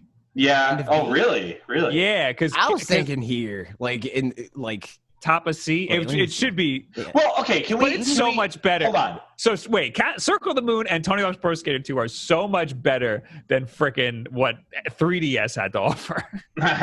Can we also kind of, was the GBA original, not the SP, but the original GBA, did that have a backlit screen? No. Okay. No. So that weighs my options differently then. Yeah, I'm fine with either. That's fine. All right, Game Boy. What are we doing? I'm thinking Tetris. At least I think A tier, bro. I think A tier. A? Yeah, and after SNES. Yeah, definitely after SNES. So wait, I just call it freaking SNES. Ah, gross. I'm sorry. I think we might need to reevaluate B tier a little bit. We'll look at the tiers after. Okay, so yeah, because I don't know if Game Boy, because Game Boy's got Tetris and Mario Land. Yeah, and I feel like it's right up there with N64. Oh, N64's got Super Mario 64. You know what I mean? Got it. Wait, you said up there with? It's over N64 right now. Yeah, I'm saying I think you think N64 should be higher. I'm thinking it's a hard decision to pick between Game Boy and N64. Okay, so DS. We can revisit it right now. Where do you think DS goes? Let me look at DS here. DS is just Super Mario 64 DS. I think that should go C. Yeah, C tier maybe. Yeah, that's fine. Yeah. Wait, hold on. Let me see. Let me look at Wii U now. Yeah, it's not that good. Yeah, right? Yeah. We already have, it's a remake. It's a great remake, Super Mario 64 DS, but we played it already. You know. All right, so let's look at order. And the other games are trash. The other DS launch titles are bad. So let's look at ordering. I think Wii and GameCube are good at where they're at. Yeah, I'm also with that. I think SNES is good where it's at. I could still see argument for B and C. I think S tier? I mean, yeah, S. I think Super Nintendo, Game Boy, N64 might all have to be A. I think they're all around the same goodness and launch lineup. I think you're giving SNES a lot of credit here. Are you talking about more like power of a game, or are you talking about more of like power of the game and the amount of good games? So I think that if that's the logic, I don't think that Game Boy, like I don't think Tetris is a good enough game to like be compared in the same way, because like Tetris is like now, right? Tetris isn't really a game that's like, oh, this is the game that I'm playing and I want to play Tetris. Tetris is like, I have 4 seconds, I'll play Tetris. I don't know. And I'm done. No, I think that there are people who are dumping hours into Tetris, especially Tetris 99. Oh yeah, people live and now by that Tetris game. Effect is like getting more, and like the Yeah, multiplayer. think about the like, reaction to Tetris Effect on friggin' the fact that they're Xbox still One. making Tetris games and they still have so much hype is that trumps a lot of stuff for me. So I agree with that. So you think it's high? It's still higher than N64? Yes, I'm gonna say yes. I think that Game Boy and N64 are neck and neck. I think you gave way too much credit to Super Nintendo. I think. Wait, look, I gotta What look are at the games again? Yeah, I think Super Nintendo might be the end of A tier, to be honest. Are you just saying that for F-Zero, AJ? Oh no, I was mostly thinking Mario World. Mario World is amazing. Mario World is an amazing system seller, but I think that Super Mario 64 and Tetris did more for the industry as a whole. All right. I think that for me it was just a thing. Super of Mario like, World again, definitely looking at sold a lot. because to me, I think that like I weigh Super Mario World as far as impact and like the game as a standalone product as higher than Mario 64, because it still stands the test of time and still stands shoulder to shoulder with games of its style now. Like if Celeste was the game that came out in the 90s, you know, and Super Mario World came out, that would be the game that we look at like Celeste. Like it's still a game that Super could Mario come World, out today. But if Mario 64 came out, and even if it looked better, right? If it controlled exactly the way that it controls now, it wouldn't get good scores. It would get like an 80 on Metacritic, maybe. So Super Mario World is probably the best 2D Mario game. I think it definitely sold a lot of Super Nintendos. That's why I think it belongs in A tier, because just like Tetris and just like Mario 64, it sold a lot of that console. I think Mario 64 pushed. It was so innovative in the 3D space that it deserves a little bit more credit.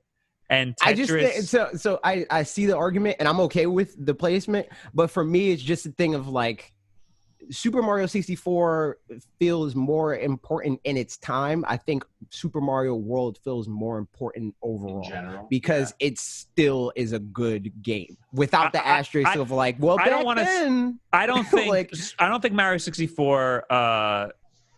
I'm not looking at it for when it came out. It was, revolutionary. It's why we're able to play 3D platformers today the way we are. Right. It innovated so well that. But I mean, those the ripple effects we feel now. I think it's worth noting that we don't see a whole lot of 3D platformers now. So I don't know how much that's saying either. Right? Yeah. Like we see a lot more Super Mario inspired, Super Mario World, but not even just platformers, third-person games, stuff like that. Like it had such an archaic camera system, but like we wouldn't have the 3D games that we have today without Super Mario 64. That's fair. That's fair. And this game was freaking a writing on a freaking stone tablet. It was a freaking. This is how it is, and that's it. Yeah. But it was like, instead of making a stone wheel, we're gonna make a freaking Goodyear tire instead, and then we're gonna make a 3D wheel. There, you know what I mean? Like they innovated so far ahead of every other developer at the time, and that's why I think Mario 64 deserves to be where it is. And now that we're arguing so much about Super Nintendo, I think Game Boy deserves to be at the end of A tier now. Whoa! I think move Game Boy at the end of A tier, and then that's how we're going to do it. Yeah. All right. I'm convinced that Super Mario World is a bigger deal than Tetris. I'm cool with this. The only reason I was riding up on Game Boy is because Super Mario Land is also a good game, and the other two systems we only have one good game. How dare you? How dare you? But Super Mario Land is, it's okay. Wow. How dare you? Especially the original freaking F-Zero, dude. How dare you? So flat. What? Everything's just gray, dude. Like, it's all just gray. Gray and purple. Gray and purple. There's the Game Boy Color's like, what about me, dude? Wait, I think we had problems with Game Boy Advance, right? Game Boy. Oh, where Game Boy Advance is. Wait, where's the NES? Yeah, okay. No, I think we're good. Yeah, I think good. NES should trump over that. Everybody's signing off. It's so weird to see the most up-to-date console with the oldest console next to each other. I know. Yeah. That's very weird. All right. Those games that launched with Game Boy Advance were so good, but like they're just like nobody cared. Man. All right, we're good. We're good on here. Cool. There it is. I can't believe you have the ability to control my computer like that. Yes, terrifying. That was weird. Okay. So the next topic. We have more topics? Jesus Christ. Yeah, God. But the rest of the topics are really fast. The next topic is talking about everything that was announced for Switch, or at least like tangentially, with Xbox's game showcase, which is the first thing is the Bayesian Wonderworld, or Balin's Wonderworld or whatever from the creator. Coming out for Switch? Yeah. Oh, I didn't know that. 2020. Oh, good. From the creator of Sonic the Hedgehog. I'd much rather play it on Switch. Same. That game looks pretty good. It's was it Yuji Naka and the guy who made the Sonic games and Knights. Well, Knights, yeah. So just Yuji Naka, like he's the one that's behind Knights and Sonic the Hedgehog. Yeah. I know for a fact Jackson is extremely. Yeah, Jackson was the only one that's like, but this game's coming out. Like he was like mostly very excited. He was down on the Xbox thing, and he was like, but this game though. He said that's the guy who made Sonic into Dreams, and I said, and I was like, what is that? So I looked it up, and I was like, oh, he means the guy who made Sonic. Okay. Yeah, I didn't even hear that much. I just heard Sonic in Dreams, and then I typed in Yuji Naka, and then I found this game, and I was like, oh, yeah. Okay. I would totally get this for the Switch, 100%. Yeah. There's no way I'm playing this on the Xbox or PlayStation. Like I don't need to play 4K like this. Like I'm good. Yeah. It doesn't. Spring 2021 seems weird. It seems weird to announce this game that far out. Like this is a game that you announced a month, maybe 2 months before. This is for Japan. This is to try to sell the Xbox in Japan. Yeah, that's true. Yeah, I totally see that. Yeah. All right. Well, it won't work. And then also true. I mean, they've been trying for generations at this point, and it hasn't worked. Also, Outer Worlds, they announced that it's getting the first DLC, and that's coming out on Switch. It's going to come out on Switch after the other platforms, but it's happening. Oh man. I don't care at all about Outer Worlds. Did you guys play Outer Worlds at all? I mean, no. So I don't even see. I tried to play freaking Fallout because I used to do videos for TGN. I don't know if he knows who TGN is, but Bob does. And it freaking my save got borked by the game being poorly designed. And that just turned me off on the whole idea. Which Fallout is this? Those games, Fallout 4. I was playing Fallout 4 and I got like freaking like 10, 15 hours in, and I fell through a wall and it auto saved with me clipped through the wall. So that like my save was just done. Oh my God. That's horrible. I don't think I've ever heard and then when I was talking about that, people were like, this is why you make 17 saves. So like when the game, I'm like, dude, I'm not. Who's supposed to tell you that? Saves. Yeah, exactly. I'm not thinking like this game might freaking implode. I better make more saves, like. That's because people who play those types of games make a million saves so that they can punch a child in the face and then reload an old save and then be like, okay. I didn't mean it. Yeah, it's fine. It was your fault. It's dumb, and I don't care about Outer Worlds, but like for those of you who do, it's coming. I played a lot of Fallout 3. Like I got to the very end of Fallout 3, and then I said, "Why am I playing this? I don't even like this."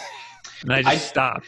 I did the same thing I did for every Fallout game, and I went into God mode and hated the game afterwards. Because I was like, I could do everything, and I was like, I just don't want to play this game anymore. I didn't even know God mode was a thing. For PC, you could type in code that would do it, and then you would just there was like a room in Fallout 4 where you would just end up, and you can take every weapon, every armor, literally everything, go out, kill everyone without any question, and you're just like, this isn't fun anymore. So you just turn Fallout into a Warriors game. Yeah, very much. But that's all those. I don't know why I put that as the label twice, but this is the Nintendo Direct Mini. Oh yeah, that happened.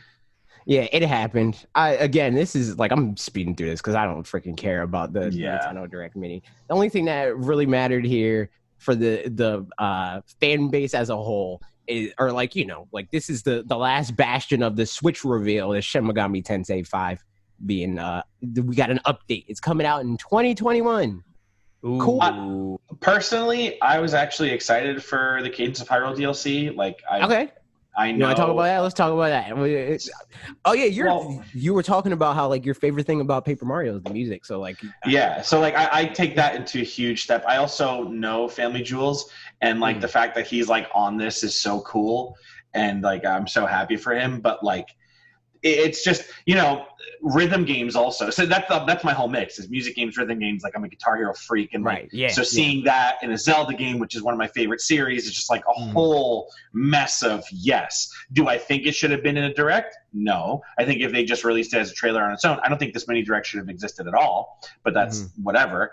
I'm excited for this game.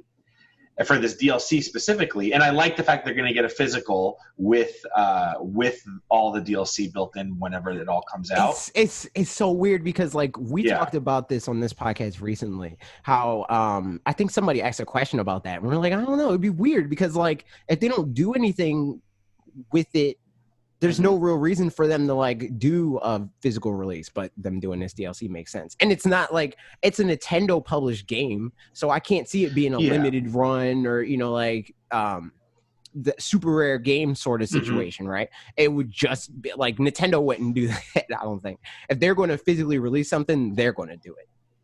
But I did it for this game. Yeah. So like that's the only thing. I don't really care about Shin Megami Tensei. I think the WWE game looked ridiculous in a bad way. I'm interested in Rogue Company. I want to try that. That looks cool, but like that's one of the forgotten games. I feel bad for that because now that game that potentially has like a good chance of being a good game is going to get tarnished by the fact that this whole direct was nuked by the fact that the wrestling game was there. Like if the wrestling game wasn't in this direct, people would be hype about it. But just because the wrestling game was there, it's like bad direct. It's like, but these are games that like when they announced freaking Cadence of Hyrule, everybody was hype. When they announced not everybody was hype about Shin Megami Tensei, but that was like one of the games that's like, oh my god, Persona's like a really big deal now. This is like the ancillary, or technically the main series to Persona, so that's a big deal, the next release in that franchise. But the wrestling game being there, I clicked on Rogue Company and it said pricing unavailable. So there's, this is a weird one. It's in beta, so you can play it in. Yes, I don't know if it's. Is this the beta on Switch? It says okay, here's the thing. It's in beta, so you can play it. It's going to be a free to play game. However, it's one of these dumb things where you can buy it now. You can buy the Founders Pack for $15, or the standard for $30, or the Ultimate for $60. Right. And you can play the beta now on the Switch, but you have to pay for it. Which is dumb. That is dumb. But this was on every other console, and the beta launched, I think, yesterday. The 20th, I think it was, because it says release date July 20th. So. Early access. Oh, okay.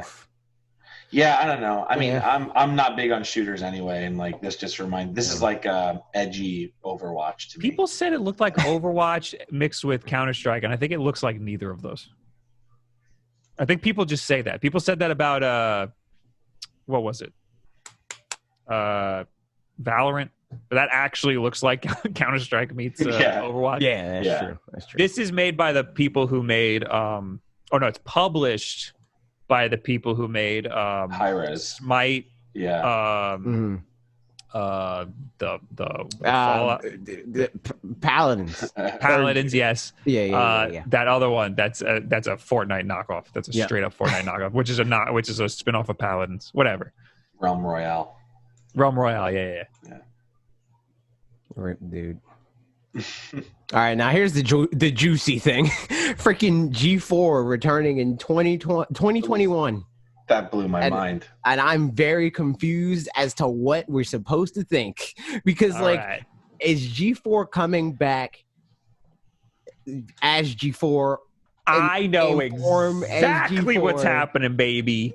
Okay, give us the whole scoop. All right. I also need to know about this whole Luigi Kevin Pereira stuff. All right, let me tell you all about it. Here's what happened. G4 TV freaking died. It got yeeted. It got the plug pulled out from under it. Attack of the Show canned. All the people who worked on it left to the streets. Then Kevin Pereira, the host of the show, he's about yay high in real life. He made his own internet show, as you do, because TV's dead. You move over to the internet. It was called The Attack. It was on Twitch, and it was exactly Attack of the Show, but produced on Twitch. And he had investors and stuff to like fund it and everything. And he had his Luigi, a guy who looked exactly like him, but taller, playing basically doing his thing on The Attack. The problem with all that is that you can't run a Twitch channel like you run a TV show.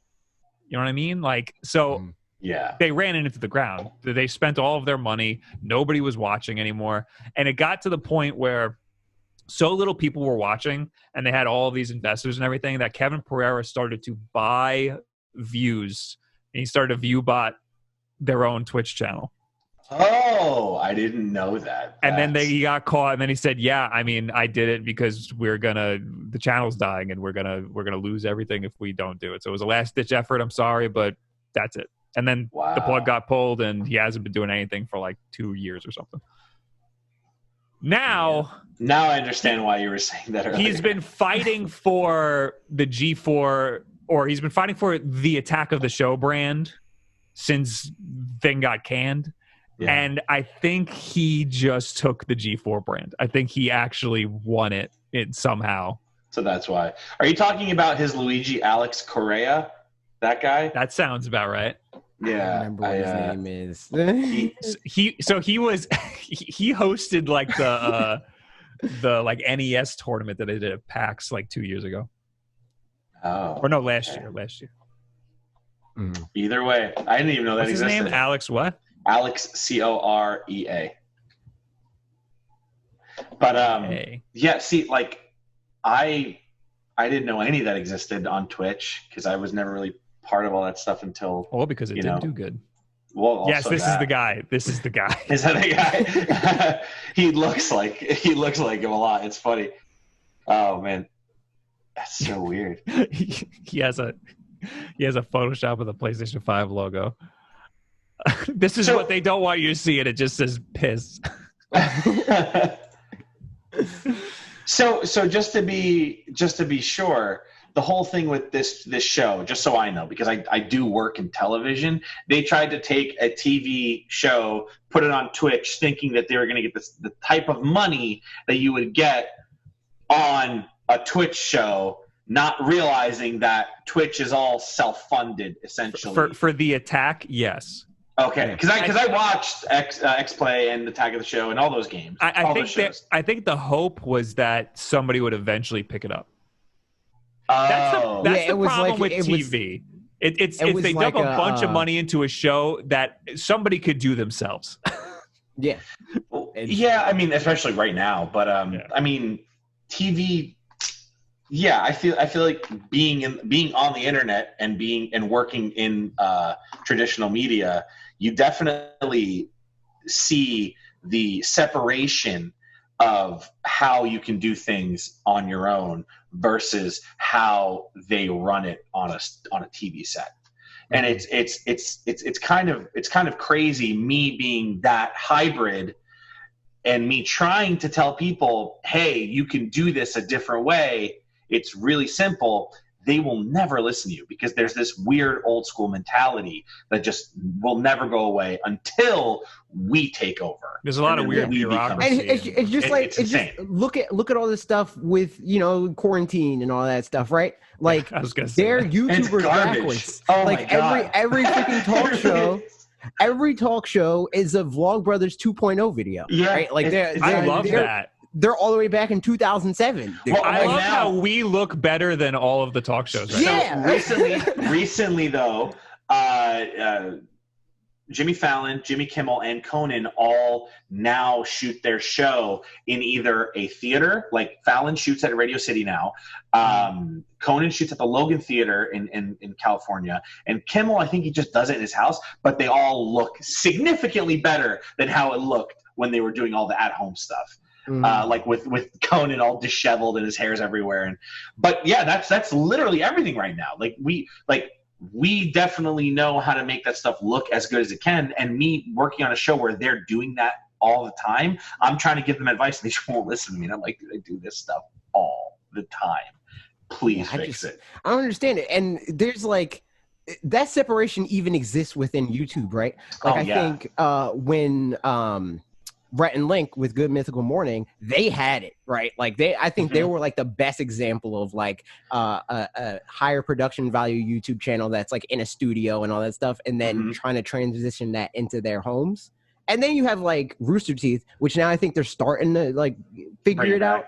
Yeah. But in the beginning, they were kind of like on the same level as like, like the talk show hosts and stuff like that, where people are just straight up, literally just using a webcam, garbage, no real lighting, no mics. Like even now, all of them just have like Yetis, which are fine, but you would expect most of them to have better than that. Like I think really the only one that always had their thing like set was Gavin Free, and that's because he has his own YouTube channel, right? Oh, one of the first ones he did was from the Phantom. Yeah, he shot the Phantom as a webcam from his Phantom. But Rhett and Link also used Yetis. Yeah, because they're sponsored by Blue, but they sounded phenomenal because they know what they're doing. When they did that first quarantine episode, it looked perfect. The fact that they still got that side by side, it looked like just two different sets, and they were in the same room.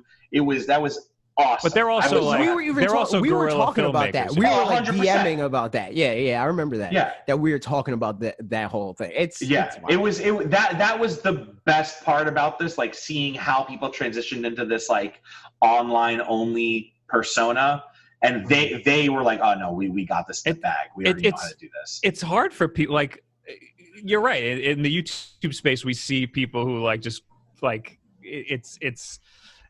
If you have a high production value, now all of a sudden you have to do everything yourself. Like we even see Kevin Kenson had a problem with it. He had people who did he had like a lot of producers and stuff and a lot of people who shot his stuff for him.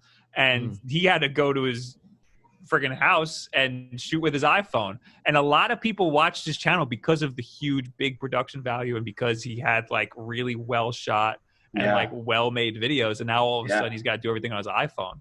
Like, that's crazy. But I mean, I guess it's because he works with Sunrise Media and how they do like that whole production where the cameras are there and like their point is to shoot videos, and that's not his stuff. Whereas like Bob, like you and I own these cameras that we can do all this stuff on our own, make everything look the way that it should without having to answer to like a higher up or whatever. Or having to go to somebody like, hey, can I borrow your camera? Hey, can I use this? Where let's shoot it this way. Let's do this. Like, it's crazy that someone like Kevin, who his videos look absolutely amazing, like when he puts them up, then has to resort to that. That's pretty wild. That has to happen. You can make viral videos on an iPhone, but like that downscale of quality is just that's nothing. It proved to a lot of people. And it's like when a lot of these channels, and I think that's what the problem I think G4 is going to have to wrestle with is a lot of these channels try to buy their way in, where they look at the Good Mythical Mornings, right? Yes. And they think, oh, that's what that looks like now. That's what we need to look like now. That's the important part. That's what the Attack did. Yeah, exactly. The Attack was like, let's just copy the formula that everybody loved. Yeah. Right. But the reason why everybody loved Attack of the Show was because it was a gaming show on cable TV. Yeah. Right. That's it. We have that. And it was kind of the prototype to what we do now, right? Like X-Play wasn't X-Play because of the name of the show. It wasn't like, oh, this is X-Play. It was like, nah, man, freaking Adam Sessler and Morgan Webb. Like people were watching it for them. Yeah. They were like influencers then, you know? So that was they should have pivoted that whole thing to the internet way sooner. Yeah. Like no, I they 100% agree. On YouTube and stuff. And X-Play was a show that was on for like 15 years. Like people don't know that, but that show started in 1998. Right. And the fact that it went into, you know, it moved however it did and gained that following, and then just shot down when they were canceled, essentially. It affects everything. But yeah, Attack of the Show was like, it started pre-YouTube and like before videos became like a main medium on the internet. And like to see that evolve into and not that's the thing, like to see them not adapt to what like we do now is kind of crazy. But it also shows you how much like the content producers are at the mercy of the networks, because you can't make whatever you want on TV. You have to follow rules. So that's my point of why I don't think this is going to work. Because, so my whole thing is, do you think it's going to be on TV? Like that's what I'm confused about. Like, I don't see how it could work otherwise. I think the thing is, like, even if freaking Kevin Pereira, because it sounds like his mindset is that of like a higher up TV producer sort of, you know, suit, more or less. He doesn't think like, you know, like a YouTube content creator where we're like, okay, what would we watch? You know, he's more so thinking like, what would we watch? How do we do all of it? They're thinking, what does our target demo want? You know, but we think, what would we watch? You know, I think Kevin Pereira thinks, because he was just a host on Attack of the Show, you know, and then that did really good. And then he was like the host of Attack of the Show, and then it all got ripped out from under him when the channel died. So he just wants to recreate that, and he's doing it through the bureaucracy of a suit. You know what I mean? Like he's not trying to mold as a creator to like make something that will work. He's trying to just recreate what he was famous for. Right. I think he wants the end result. He's not really thinking about how to get there. He just knows that he wants that thing, and he knows what that thing looked like. So he's starting from where it looked like and trying to just brute force his way. He's trying to recreate that magic. Yeah. I think the best person who could have ever came out of G4, aside from like Olivia Munn, like her career skyrocketed and all that stuff, but Jeff Keighley was on G4, and like I think he knew that it's like, all right, this isn't going to work anymore. Was he just a contributor? I don't know. He was a co-host, and he was also the host of the Game Awards when it was on Spike TV, and then moved it over to his own stuff, how he does Game Awards now. So what did he do? What was he a host of on G4? Let's see. I thought he was just a contributor every once in a while. Co-hosting G4TV.com. Let's see.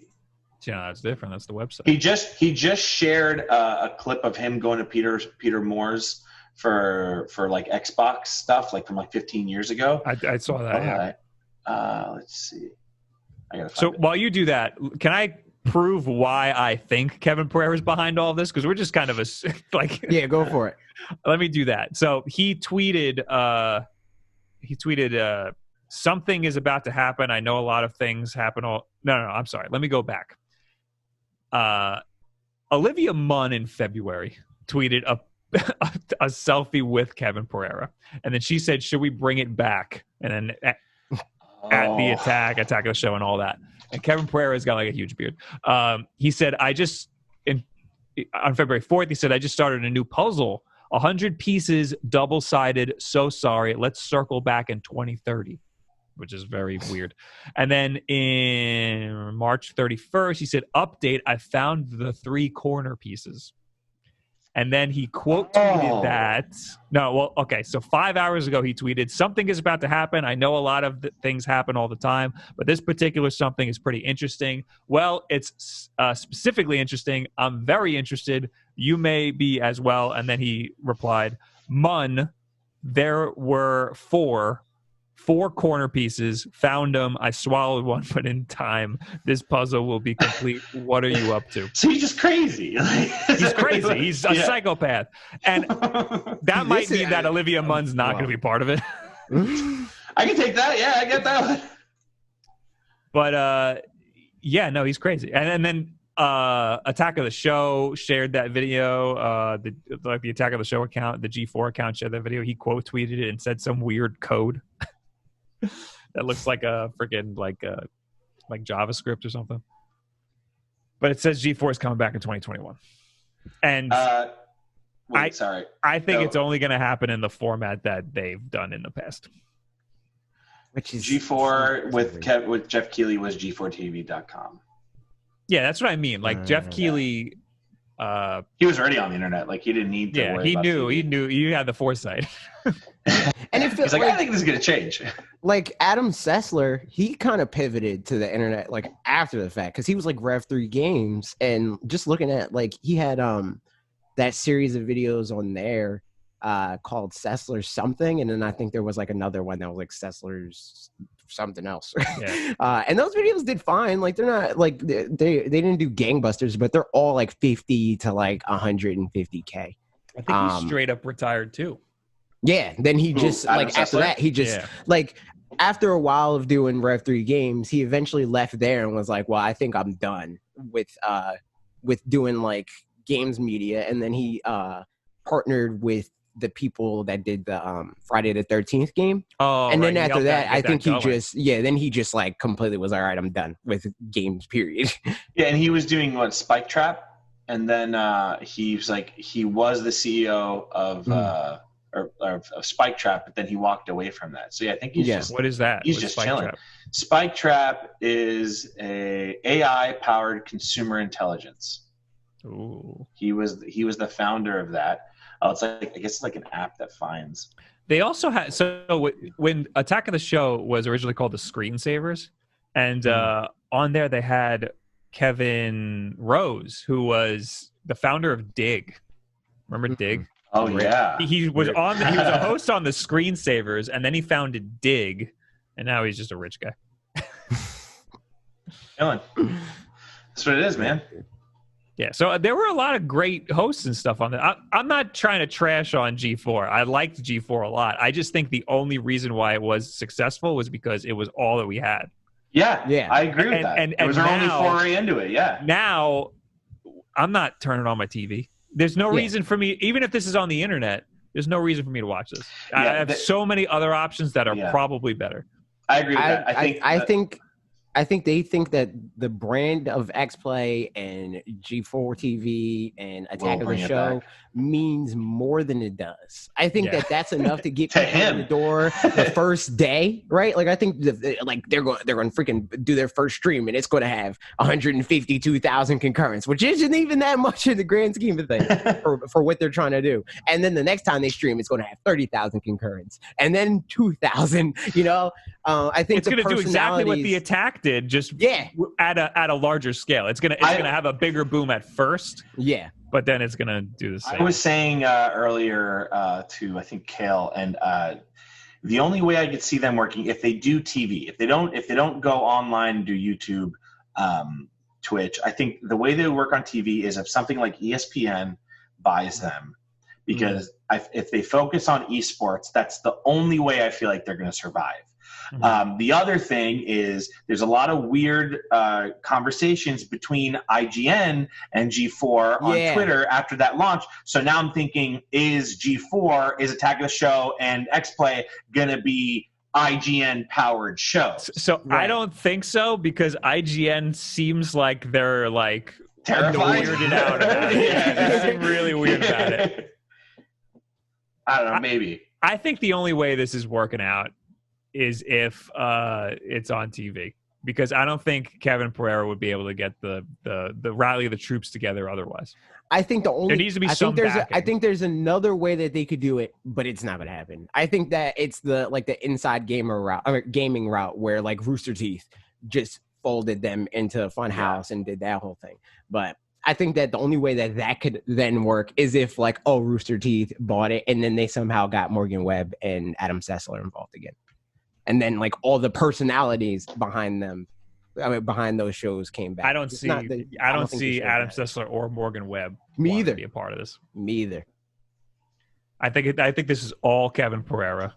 Yeah. He said he's got 3 pieces of the puzzle. That's Kevin Pereira, and then who else? Because Olivia Munn, I think, is the 4th piece that doesn't want to be a part of it. Oh, 100%. She's an Why actress. should she? Yeah. See, that's the thing. Like, honestly, I think we talked about Kevin Pereira's Luigi.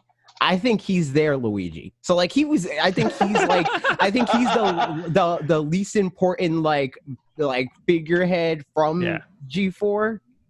Right. And so like him spearheading it is not good. It's not going to I think this is legit all that he had. And then but think about it, like he blew up. He had like a lot of success. Right. And then all of a sudden it all got just taken away from him. Like pretty maliciously. Like they just closed down the channel. Right. And then he had nothing. And then he was having a really hard time trying to stay in the space and keep doing what he was doing, because that was literally the only way he could do what he was doing was by having the backing of a cable news network or cable TV.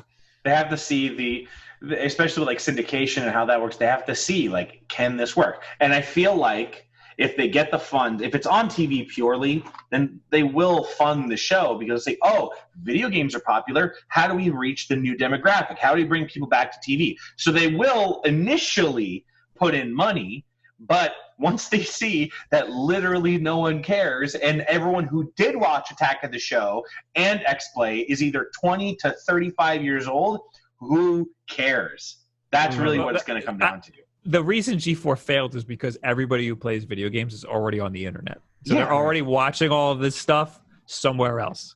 And there's no reason for them to even turn on the TV. And the only reason that the TV is even on is for background noise, for freaking, you put G4 on because I don't know what Comedy Central's number is on the cable box. So G4 just straight up failed. Like, that's why it closed. And they were trying to save it by putting on reruns of Cops and, you know, all this other stuff. Because those got views. But, like, that's not original content. And there was no reason to keep bankrolling Attack of the Show if they're not going to be bringing in any numbers. The video looked cool, though. The video looked great. I'm like, oh, this is awesome. But the Attack, they tried to do the same thing with funds from other people, but they also weren't getting views. So it's like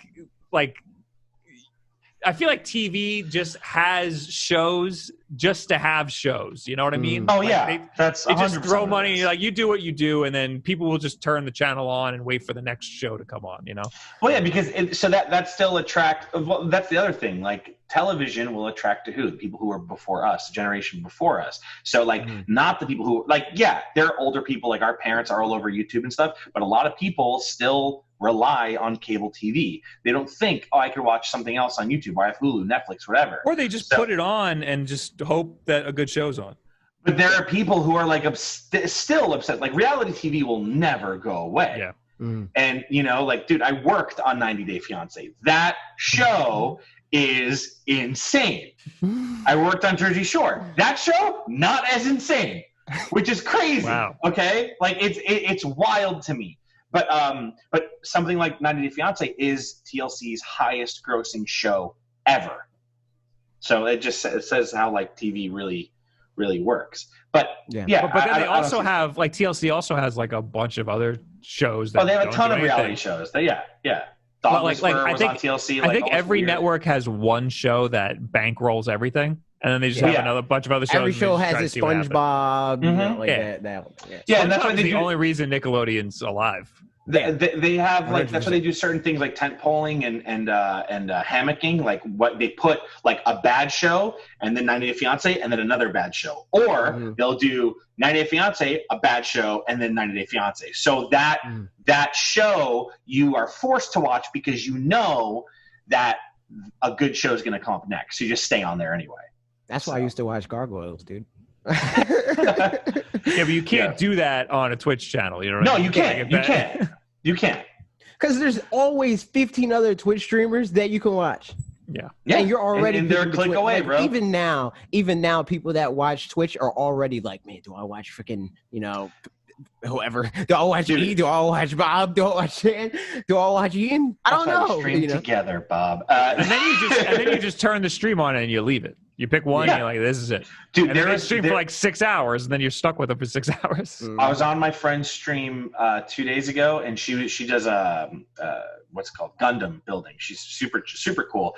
But there was a guy who came in and was like, "Yeah, I'm subscribed to over 1,000 different channels on Twitch," and I was like, "How do you have time? And like that makes no sense." Or money. I'm following like right there. I follow like 20 channels, 30 channels. So like I'm not even following, or I'm not even subscribed to that many channels on YouTube, and that's free. And I follow the channels where like, all right, I know these people, or I know of them because of Twitter, and I see them all the time. So I'll follow them, but I have no interest in following anybody else. I also like doing things where like if I'm gonna raid someone on Twitch, I'll raid like either someone I know that just started streaming, or maybe I'll go find someone who has like low views, and I'll be like, oh, let me boost them up a little bit, you know. Right. But we've talked about that too, where we're afraid they're going to say some crazy stuff, and you're like, I don't know how to go about that. And it's like, oof, this was like an endorsement. People. Exactly. I told you this was going to be a wild topic. Yeah, man. Yeah. I mean, over under, I think we're in agreement. It's not going anywhere. And the one thing, I'm very interested to see what they could possibly do with this brand. Here are my two things with that. A, I want them to hire me at this point, because if they have an office in New York, I will work for them. I think you do, dude. Well, dude, hey, I don't have a job right now, so I really do. The other thing, have you guys heard of Venn? VENN. So that's a new platform that has 3 offices. One's in LA, one's in Miami, and the other one's in New York. And they're all gaming focused, and they're essentially the new G4, if you really look at it. They have like major streamers, content creators on this platform. It's all online, but it's all on its own site. They also have like people like Sasha Grey and other major like random names that could pull in all kinds of people to stream online. It's like, the other thing, it's 24/7 apparently. So it's like, what is it? Just is it like having TV. one live stream on at all times? Is it like one Twitch? Yeah, I guess, but like there's a lot of hype around it. It's supposed to launch on August 5th. They have a handful, over a dozen different creators that are going to be doing stuff, and they're all like different shows, and they're all different types of internet shows. So, but there's a huge gaming focus, but it's also like a lot of like pop culture and whatever else. This I see having potential because they're the two people who funded it. They put a lot of money into it, and I think they are going to continue it. And they're also game developers. And like marketing and all this stuff. So I don't know. There's different platforms that are popping up now that are gaming focused, but again, we don't need G4 for that. So I should also note that the XPlay Twitter account also tweeted the same video. So did Attack of the Show. I said Attack of the Show before, but I didn't know that XPlay did. So, yeah. I think this might be a website. G4? You think it's going to be G4.com? That's such a terrible choice. Yeah, though. with like these shows on it or something in some capacity. You think it's going to be another IGN? Like, is that what the play is here? I think that's the only. If it's not going to be a show on TV, which it shouldn't be, I think that's the only thing that they're going to do. I mean, maybe they'll also have like a Twitch account, but I don't know. But again, like going back to it, like seeing IGN react to the G4 announcement is so weird, because all IGN really posts on Twitter is either retweets of some stuff, or they'll just post like videos that they put out. For them to for it to be like a person to react to G4 is weird to me, and that makes me feel like no, they do purpose. It. They talk to brands all the time. I don't know, man. They even posted the trailer. Yeah, I mean, like it's on their YouTube, and I'd assume on their website. It's on Twitter too. So I don't know. I don't know. Oh wow, they did post the video. Wait, is G4 coming back? IGN, and then they hashtagged IGN Comic Con. Okay, so they were in on it. That's what I'm saying. Like it's weird. It's weird. I feel like the end all might be an IGN powered thing on IGN or on their own thing.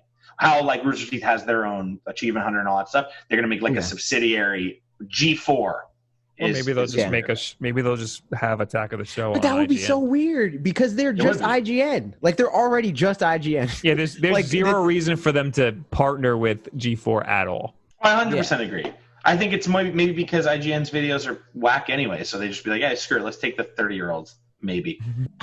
It's just maybe. I don't know. I guess my perspective on this whole thing might be too skewed because to me, this business is entirely personality driven. Like I don't think the brand of G4 or Attack of the Show or X Play means literally anything. It's going to be the nostalgia factor. People are going to click in for the first couple, and then they're going to be like, that's and then they're going to be like, this isn't Adam Sessler. Yeah. G4 is the 3D platformer of gaming TV. Yeah, man. Wait, this guy looks a little bit like Kevin Pereira, but when I adjust my glasses, he's like a foot taller, and he's green. But yeah, I vacuum. There's a lot of weird things happening with this. So I'm excited. I'm very excited to see what they do because gaming news is always interesting to me, like how this stuff unfolds. But at the same time, I don't see it doing. Like I could see it failing miserably or becoming great. Is this going to be freaking TikTok or is it going to be vid.me? We'll find out. Kevin Pereira says he's 5'10". That is not right. Oh that is not true at all. Dude. Have you met him? I haven't met him, but I saw him at E3, and he was like yay big, dude. He looks like if you took a picture of him and you just held Shift T and you transformed him down. I don't know if I met him at E3 Did you meet as Luigi? You might have met as Luigi. Maybe you met as Luigi. Oh my god, maybe. Either way. Who is at least my height. Yeah. Kevin Pereira is not 5'10". That is wrong. I'm like mad about that. He is definitely tinier than that. That's great. Dude. What are they getting? Well, He's 7 years old. I was going to, usually we talk about the videos that we made this week. I made a video about Sonic. I don't want to go through all the comments on that because we'll be on that forever, especially since it's Sonic. That would be another thing that takes forever. So we're just going to talk about Q&A. That's what we're going to do. Oh my God, yeah. Yeah. So we're going to go into the YouTube community post first, where Seven asks, disregarding rumors / stuff we already know about what would be your ideal holiday game? It doesn't have to be holiday themed or anything, just something you'd love to unwrap on Christmas morning and just play nonstop until January. I'm a big fan of multiplayer games on Christmas. I like that too. I like that response. Hear me out. You know what I want? I want a Mario sports game. And you know, a Mario sports game I think is the closest thing to coming out next. Mario Golf. I think that's the like if they have their sports games as pillars, I think their pillars are Mario Golf, Mario Tennis, and Strikers. What about Strikers, man? Strikers is I don't know if that's a pillar. Like I'm down for Strikers, but I think that like Mario Golf and Mario Tennis are the ones that they don't drop. Those always come out on. Yeah, like, I think Strikers is like its own thing. It's like an offshoot thing. Guaranteed, we're gonna get Mario and Sonic at the Olympics, Japan, maybe. Who knows? Well, we already we got 2020. Yeah, Mario and Sonic are the only ones at the Olympics, dude. They're the only ones. Yeah, they're the only ones. Like, where's everybody, dude? Game for me, I don't know. I mean, I really have no idea. Yeah, I'm big on multiplayer too, but like I'd love maybe if they do anything with the Mario 35th anniversary stuff, maybe that would be a holiday. That was going to be my second one. Yeah, like if they do that 3-pack. What do you guys think that's going to be though? Do you think, because I still think it's going to be a 3-pack where it's going to be Galaxy, 64, and Sunshine as one game for $60. I'm probably wrong. I think that the way that I feel like 64 is the one that needs to be remade. Like that, if they're going to release it, it needs to be remade. I'm not taking none of that HD remaster crap, better textures and stuff like that. It needs to be remade from the ground up. So if they don't do that, throw the whole thing out. And it doesn't seem like it's going to be a Master Chief Collection sort of thing, right? Where they remade one, or they did like new textures and all that stuff for one game, where they effectively remade it, and they did that with Combat Evolved, the game before that. I don't think that Nintendo's the type of company to do that, where they give you every game in one package and then also completely remake the game. Like, if we get all of them in one, they're going to be, every game on there is just going to be an HD remaster. And so I think the closest thing that I could see them doing is they do an HD remake from the ground up for Mario 64, and then they package the rest of them. So like do Sunshine, Galaxy, and I guess Galaxy 2 in one game, and then do Mario 64 by itself. I agree that I think Mario 64 is getting remade. I think that there is potential for them to do a Master Chief Collection type deal in All Stars package. But I see them selling them all for individual prices. Yeah, why not? Everyone would buy it for $60 each. Yeah, I feel like they'll get a lot of money out of people. So do you think they would do $60 or $40 per game? So I think Mario 64 would be $60 if it's completely remade, and then the other ones maybe a couple bucks. Okay, so yeah, that's what you're saying. You're saying you think Mario 64 would be a separate thing by itself, and then they'll also package the rest. If I had to put money down, I would say it's going to be an All-Stars collection, where just like the Master Chief Collection, Mario 64 is remade, and then you get the other two games. So what do you mean? What do you mean they're all going to be $60? No, that's a separate thought. Okay, all right. So you're saying that package in and of itself will be $60? Because I'm thinking that they're going to do. See, the thing that like with Nintendo's a fusion of what I think will be the smartest thing to do and what I think Nintendo would do is I think that they need to do themed like packs, as it were, right? Where it's like I think Mario 64 and Mario Sunshine are on the same line of thought. Like Mario Sunshine is like Mario 64 2 effectively. And then like you have Mario Galaxy and then obviously Mario Galaxy 2. And then maybe they do 3D World and 3D Land. And then those are each $60. Like those two games for $60 in that way. But see, the problem is... I think that's too many games. I don't think that they would do that. The problem is they could sell Mario 64 for $60 by itself. They could, so they will.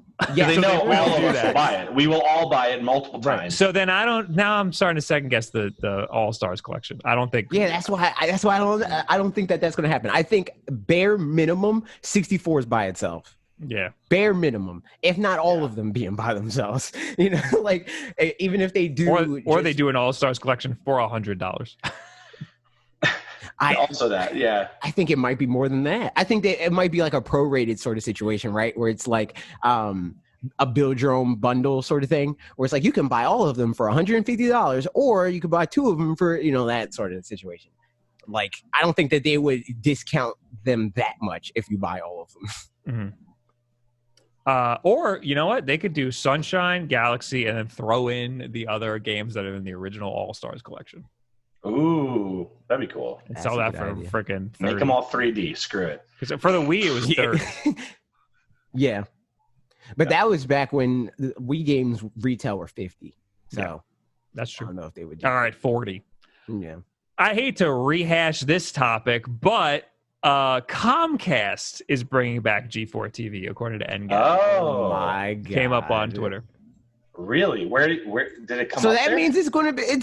Wait. Well, then again, no. Maybe it doesn't, because they have their whole like. Would you like me to read? What's their? Yeah. Well, yeah. Go for it. Long defunct cable. I was on Engadget's Twitter. It's the last thing they tweeted.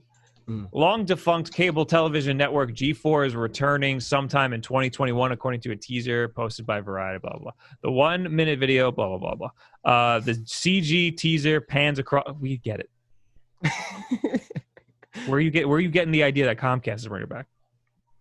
G4 went on air in 2002. Blah blah blah blah blah blah blah. On July 15th, the streaming service became available. This is all for anyone SEO. who wants to subscribe to it. Oh wait, one possibility is that G4 could feature in the company's plans for Peacock. That's what I was gonna say. Oh. I have freaking Xfinity, so they're always emailing me about, hey, you got that Peacock box, dude. Plug it in, man. And I'm like, no, like, so, hey, maybe that's their play for that. Maybe that's how they're trying to get me to plug in my. I don't know if they know that Comcast is bringing back G4. How do they know that? Where's the Comcast evidence? owns NBC and NBC runs Peacock. Who's to say that somebody didn't just get the G4 brand from Comcast? I mean, Kevin Pereira has been lobbying for it. Yeah, he's been lobbying for it forever. That's what I mean. He sold their soul to them. Like that's what I think. You did say that was like it could be a thing of like, this is all I have, you know. So compromise. Yeah, please. He's like, hey man, you guys can have all the rights. We can do it however you want to do it, but like, just come on, man, let me do it. And then like, all right, fine. We're trying to get Peacock off the ground. Freaking AJ from fanatixfour is not taking the box out of his freaking bundle. We want to plug in the Peacock box and watch this thing. So put G4 on there. It's not going to work, Comcast. I'm sorry. Kotaku just put out an article too. Oh my god. I don't think they know though. Yeah, I think they're speculating because I mean, I think that would have a better chance of at least short-term success than putting it on TV. Smart Money says it won't be on television because who watches that anymore? Yeah, they don't know either. If Kotaku doesn't know if Comcast is bringing it back, then Engadget just made that up. Yeah. I think it would make sense though. I think it would arguably make the most sense. And that's not saying much. That's not saying I think it will be successful. I just think that that this streaming set-top box on this streaming service from Comcast is like the in-between. It's like has 1 foot in the door of internet and still 1 foot on TV, you know? So who knows, man? Who knows? What's the next question? Next question is from Cool. He said, who will win in a fight between all four of you? Who are the people? Who's all four? I don't know who's the other person. I think you have to see where that's from. Oh, maybe he thought Parker was still here. Not Parker. All right. What are the rules Parker, of the fight? We'll get there. Yeah, can I just I don't know. I don't see the rules. He just said a fight. If it's a street fight, I'm fucking all you up. I don't care. He said it. You said the word, dude. I thought I was going to be the only one. We're doing a fist fight. Oh God, dude. Listen, we're like 2.5 hours in. You're right. I'm starting to lose my mind. You know how many times you curse in the first minute of my videos? Yeah, but the rules are different there, dude. The rules are different. It's not a podcast service. Who would win in a fight between all four of you? I mean, I don't want to hurt Parker. So I think Parker's going to win. I think it's got to be like an alternate. Default. Parker's got some rage in him. I could see. Like I think we'll like mess each other up. I was about to follow in Bob's footsteps, and then Parker would just like win because like we killed each other. True. So there it is. Parker wins. Great. Speaking of Parker, who is not here because it's his wife's birthday today. And due to the way that we record this podcast, you can't tell her happy birthday now, but you can tell her happy belated birthday. Tell her in the comments. But anyway, cool. Parker says, with the whole people wanting Banjo on the Switch thing, what console exclusive IPs would you trade around that make the most sense to you? What? Yeah, wait, yeah. So he's saying like... Oh, it's because like putting Banjo on Nintendo. Right. Who would you put on another console? Yeah. Or are there just any exclusives that are on, you know, that you think are in the wrong place effectively, right? Like, freaking Sin and Punishment shouldn't be a Nintendo IP. That should be on the Xbox, you know, that sort of thing. I just want everything gone on the Switch. Yeah. I'm on that too. But he's saying trade around, like we could trade something. So if we were trading around, I would be completely willing, and I don't care. Freaking Nintendo fans can fight me. I would be willing to give PlayStation Xenoblade for Sly Cooper. I would give PlayStation Xenoblade for literally anything. Oh, Persona. That's not exclusive, but But still, it's I'll Atlas, take it. though. But, I'll take it. Do you just want to throw Xenoblade away? Yeah, I just screw it. I'll give them Xenoblade for Sly Cooper. That's my offer. It'd be cool to get Jack and Daxter back, but like I don't see it Back. Yeah. Yeah. It's Like, true. I don't But know. Jack and Daxter, I feel like Jack and Daxter turned into like more of an Xbox thing in the end. Like I could see Yeah. the original Jack and Daxter being a Nintendo thing, but Jack 2 threw that out the window. That's an Xbox game at that point. And Jack 4 is The Last of Us. Yeah. I mean Xbox Banjo, but I don't know what I would give Xbox for Banjo. The only one I think would make sense for them, I guess, is Metroid, but not worth. Dude. No, I would never do that. Yeah, not That worth. sounds Metroid Prime would be sick on an Xbox. I'm just saying. I would look That awesome, would just be but, Halo. Yeah. We're just playing Halo. I don't know what fits Xbox that Nintendo has that I'm willing to give up. They can have Bayonetta. They have Bayonetta. I feel like all of the exclusives fit the consoles too good. Cuphead's one that should be on the Switch, but it's already on the Switch. Yeah, but Banjo, man. Even though that's not on anything currently, but Yeah. Unless he's on Smash, but that doesn't count. It's true. I'm staying with my Sly Cooper pick, though. I'm sticking with It's a that. solid. I pick. think Xenoblade for Persona, but Persona's not an exclusive. Yeah, But still, yeah. I mean, it's not on any other console. I mean, it's the Persona Q's on Nintendo 3DS I want Persona 5 and Shin Megami on the Tensei, Switch. and that's the main series. Like Persona's technically the spin-off. Yeah, I don't It's a matter of time, guys. Like before It is. 5's gonna be. on Persona the 6 Switch, is so, coming out on Switch, dude. Yeah, screw 5. Whatever. Yeah, man. We moved on. Also, he said superpower choice. A, you can fly, but only 1 foot off the ground. B, you can reach things on the top shelf no matter how high the top shelf is. C, you have superhuman strength, but only when you're drunk. And D, no allergies. What does you can fly but only 1 foot off the Yeah, I ground? don't get that. Because I can already You reach the top shelf no matter what. Yeah. Like, So I think flying 1 foot off the ground, like you can hover, like you can like freaking it's just like do super medita- hops. Like like is that what it is? No, like the meditation, like you cross your legs and you like float, like that sort of thing. Oh, like literally 1 foot. I thought Yeah, it meant like 1 you foot. hop. Oh, no, yeah, no, I no. thought that Like- too. Yeah. No, like the measurement unit. I'll float. I Okay, float. okay, I'm so- down for float. So I 'Cause I think don't have allergies, so that like I already You're have right. that superpower. I can already reach stuff on the top shelf. I already have that superpower too. I think I don't that drink. one. That's the worst. You get superhuman strength, but you're drunk is the worst one because that's such incredibly a dangerous. horrible yeah. It's true. The And amount of also, people you would I kill don't for drink. that. So. Also, I know somebody with that superpower. His name is James Morano, and you can reach things on the top shelf no matter how tall the shelf is. That I feel like can be exploited really easily. Like what's a shelf? It's true. Yeah. You know. What? Ooh, like what's considered a shelf? Yeah. Yeah, Oh, I like didn't can think we of it that reach? way. Can we reach like the freaking overhead? Like, can I climb the corporate compartment? ladder Like, can without we reach carrying? I was going way more closer to an actual shelf, but can I reach like the overhead bin in a plane from the ground?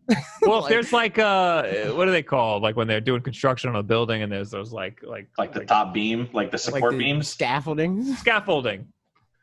That's the So, same is as that a the shelf? shelves. That's Yeah. the same as the shelves in like Costco. It's just scaffolding. Yeah, why would you do that? But anyway, I'd rather float because then you don't have Yeah. you can like go over puddles and stuff Yeah, Yeah, let me and float. water. Totally. I'm down to float.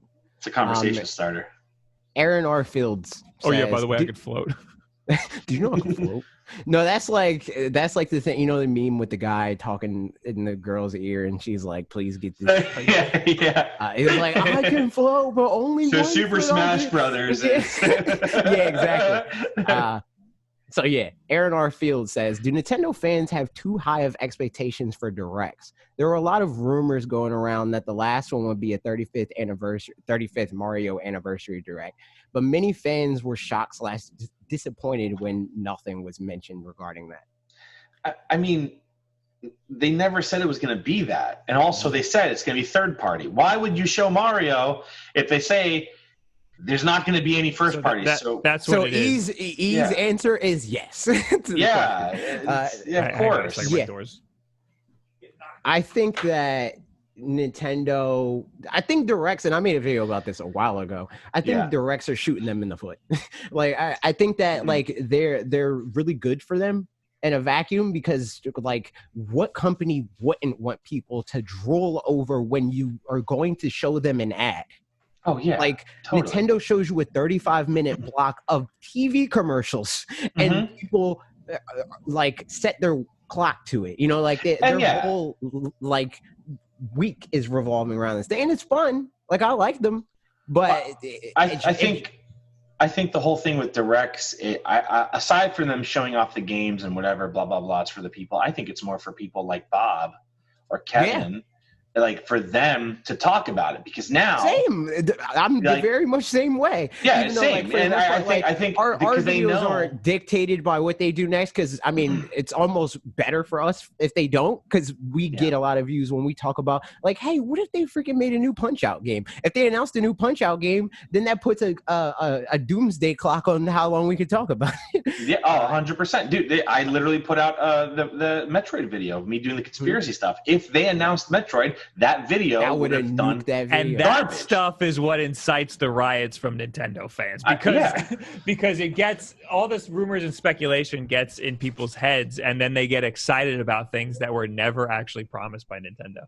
Yeah, exactly. Yeah, and that's fair, because we get a lot of comments about that, and I don't know, I always find that to be weird, because like it's not your fault.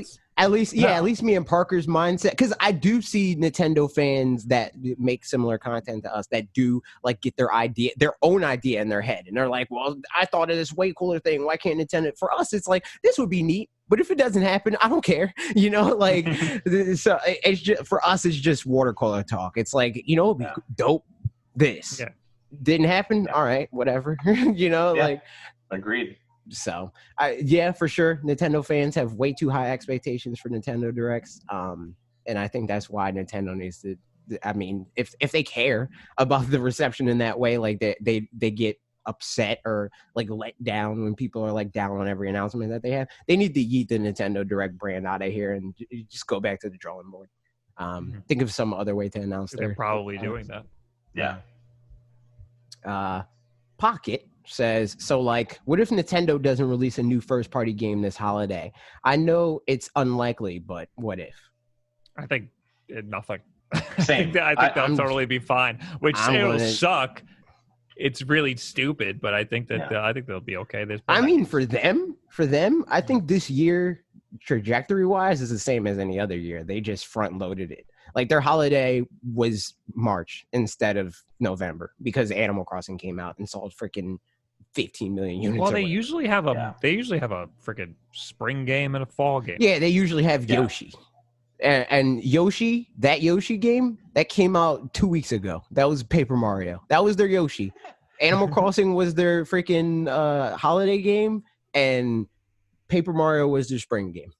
They just moved the year around. But I do think that, I mean, they seem pretty adamant that they have more to announce and release. Paper Mario is a bad spring game. I mean, Animal Crossing is a great holiday game. Yeah, agreed. I think that as far as like, I think Paper Mario might outsell where they're with their normal, like their Kirby Star Allies, their freaking Yoshi Crafted World. I think it's gonna outsell both of those. Yeah, I think so. Well, I think that's more because Paper Mario games are so scarce in terms of how they come out. They come out. I agree. I just mean like I just mean like as far as it being like, I think it's a good spring game for that window. Yeah, I get that. I don't know. Like it doesn't really matter like which one I like more out of them. I just mean like where that, like them putting their chess pieces down. I think that their year is doing fine for Nintendo. For Nintendo fans, they're going to be bummed. I'm personally going to be fine because I'm at a point with my Switch where it's like, okay, new games don't come out. I'm just going to keep playing Smash Brothers. Like I'm content. The only thing that like I'm down to play new games because obviously I love playing games, and obviously I want new game announcements because money, you know. But like outside of that, it's like, whenever things are ready, I'd rather games come out when they're ready and good than to rush them out. Just I want something to be excited about. I think the year's still going to be a dip for them, for sure, if they don't have anything. But totally. And they should have at least one big holiday game. But if they don't, it's not that big of a dip. Well, like we already know we're not going to get a Pokemon game because aside from like Pokemon Snap, like we're gonna because the DLC is going to come out in the fall, so that's going to come out in November, and then like, I think they'll be fine given the circumstances. That's the question. You think that the DLC might boost the sales of Pokemon Sword like in any meaningful way? I'm kind of money. I don't think it'll make more people buy the game. I kind of don't even want to play it after playing the last one. After playing the DLC or the DLC. I didn't play it, dude. I stopped at Badge 7, which is the first time I ever did that for a Pokemon game. Because I love the Pokemon games. This is the first time I was like, I don't think I want to play this anymore. I liked the actual main game, but the DLC was just like, it was like meh. Yeah, I think you'll probably like just based on what we know about the second part. I think you'll like the second part better. Yeah, the Zelda of Pokemon. The Zelda of Pokemon because it has a Triforce on it. So sure, yeah, that part because it sounds like because there were like leaks or whatever, and it sounds like that one's much more like story oriented. Like there's chapters, and that the whole draw of that DLC is like the legendaries that they're adding. And it sounds like they're splitting those up into story chapters and all that crap. Plus the raids and like they're like making them more involved than they have been, or than they are. Where it's just a battle. It's like you go through a dungeon sort of thing with a group of friends. So I think you'll probably like that better when that launches. But I don't think that. Obviously, it's not a holiday level game. I'm just interested to see if Pokemon and Nintendo see that as it being like, that's way better than releasing the third version of the game. Here's the other thing is Pokemon Snap is going to do extremely well for everyone that's around our age. That's the thing, because it seems like Pokemon Snap, they wanted to come out this year, but it seems like they don't want to say it because of COVID. Right? It seems like that was their holiday game, maybe. But it's still like they just have coming soon on there. I thought it was 2020 just by how they were promoting it. But wasn't there a demo, right? I mean, Pokemon Snap? No, there wasn't. It doesn't look finished, but it might be. It might just not be that good looking. Who knows, man? There's no demo. My bad. All right, next question. Max Wright. He said, "Who would win in a fight between Bakugan?" Who's not a person, Yugi from Yu-Gi-Oh, and Sans from Undertale. Yugi. I think Yugi because he has the Millennium Puzzle. So he lost the Millennium Puzzle at the end, dude. He had to give it back. There's a weird like story beat for why he's able to use the cards in real life, right? Because those are holograms. It's like so. Freaking cards are holograms, but then the thing that happens for real, where the monsters become real. Okay. Yeah, there's like certain arcs where like at the end, like they freaking went to ancient Egypt and stuff like that, and then the cards become like actually real. And then sometimes they're like in virtual worlds and stuff like that. So it's like it feels real, that sort of thing.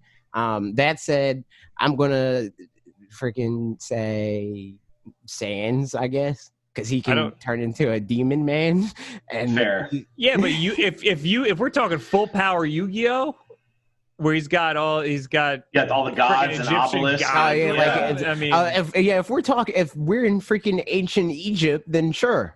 But like, if we're in the middle of a field, summon Exodia in real life. If he don't have the cards, he's just a random 11-year-old that gets beat. Yeah. So maybe. It depends on the environment. If it's just like a neutral field where like no like world specific power ups like field bonuses, then I think Sans. If they're all on the moon, Sans wins. Or if they're in my backyard, Sans wins. If it's best case scenario, then Yugi wins. Bakugan is just a ball. The whole series. So Bakugan loses. Scooter asks us a stupid question as his own brand for him. He says, "Do you like my desktop wallpaper?" And I'm not, just in support of E's response, or how do we answer that? I'm not going to screen share it. I'm just going to say no. Yes! I'm just going to say no. Can you please screen share my response? Okay, let's do it.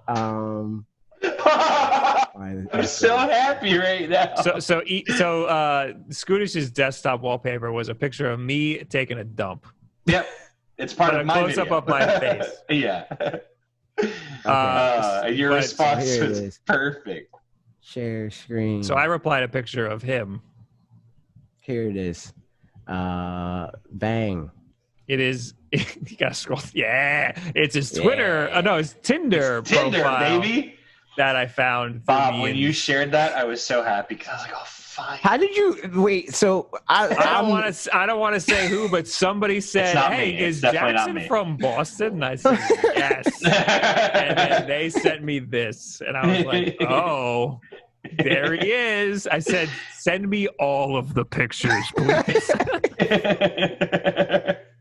And then Bob sent me the pictures. He goes, "I'm going to put these out eventually. I just don't know when yet." Guys, I was waiting for a moment when I could, like, when he says something. This is my time. He had a very good. He didn't really seem to care. I thought he'd be more surprised that I found his Tinder. I'll let you know if he says anything to me. Be like, "How did Bob find my Tinder?" Like, did you show Bob my Tinder? Yeah. Why would I show? How the hell would I show him? I don't know, dude. I don't know. Jackson's a strange man. But anyway, yeah, there that is. I love him. So yeah. Gonna make that. Do you guys like that? Do you like his Tinder? Rate his Tinder. I'd swipe right. I'd probably close the phone. I wish I knew what it said under that, like what the actual profile. Oh, his like description and stuff. Yeah. See if I. Oh, you should have told her to send that. Why didn't you tell her? I think we're friends on Tinder. Oh, you gotta freaking. Yeah. All right. So from the Discord, we're on to. Well, yeah, that was Twitter. Now we're on the Discord. You know what that means? You can join. Since it was too late, you know what that means? They didn't match. She must have swiped left. All right. Dude. So I have it. Oh, the Tinder? He added me on Tinder, which I didn't know you could do. You can do that. And I don't like that. I don't like that at all. It's weird.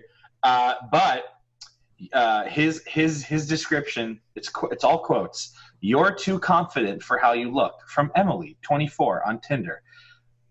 And then it's like reviews. He doesn't like reviews. Do like box quotes? And then "You're a diamond in the rough, dear boy, my mom." "Hey, dude, just wanted to give the heads up that you used the wrong 2 in your bio. It should be 2.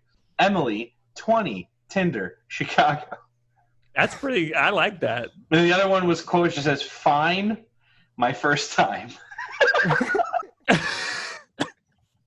He probably thought I got it from you. No, I don't know, dude. I forgot that he screenshot the description. I need that for my files. Thank you. There you go. It's coming. It's coming. This is documentation of black. Wait, does he know I'm taking the screenshots? Tap. I could share his profile. That's what it's telling me. I thought it was telling me, "Hey, we know." I don't have it. You gotta take a screenshot. I'm gonna say I did. Rip, dude. Let's move on. Okay, on to the Discord.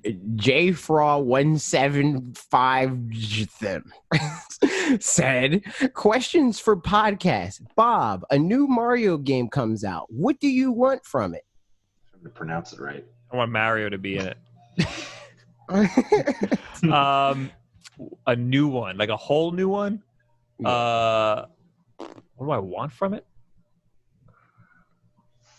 I mean, most of the reason why I love Mario is because it's like the pinnacle of game design for such a simple game format like platforming. So, I want that. I want exactly what Odyssey did. I don't think we need Cappy. Just make it a friggin' regular old platformer. I was fine with Cappy, but we don't need an extra mechanic like that. Yeah. It could just be a platformer. This wasn't a question for me, but I'm answering it anyway. I want a 2D Mario game that's not New Super Mario. Ooh, I would like that too. I want the whole thing because, like, before that, every Mario game was like, excluding Lost Levels, was like extremely different. Like if you look at one Mario game, if you look at Mario 1 and then you look at Mario 3 and then you look at Mario World, they don't look like the same game. But new Super Mario Bros. All look like the same game, just with better graphics. Like they really just after the first new Super Mario Bros. Came out, they just copy and pasted the same sort of pretty much so play style, art style, and everything. Yeah. So yeah. Let's get rid of that series.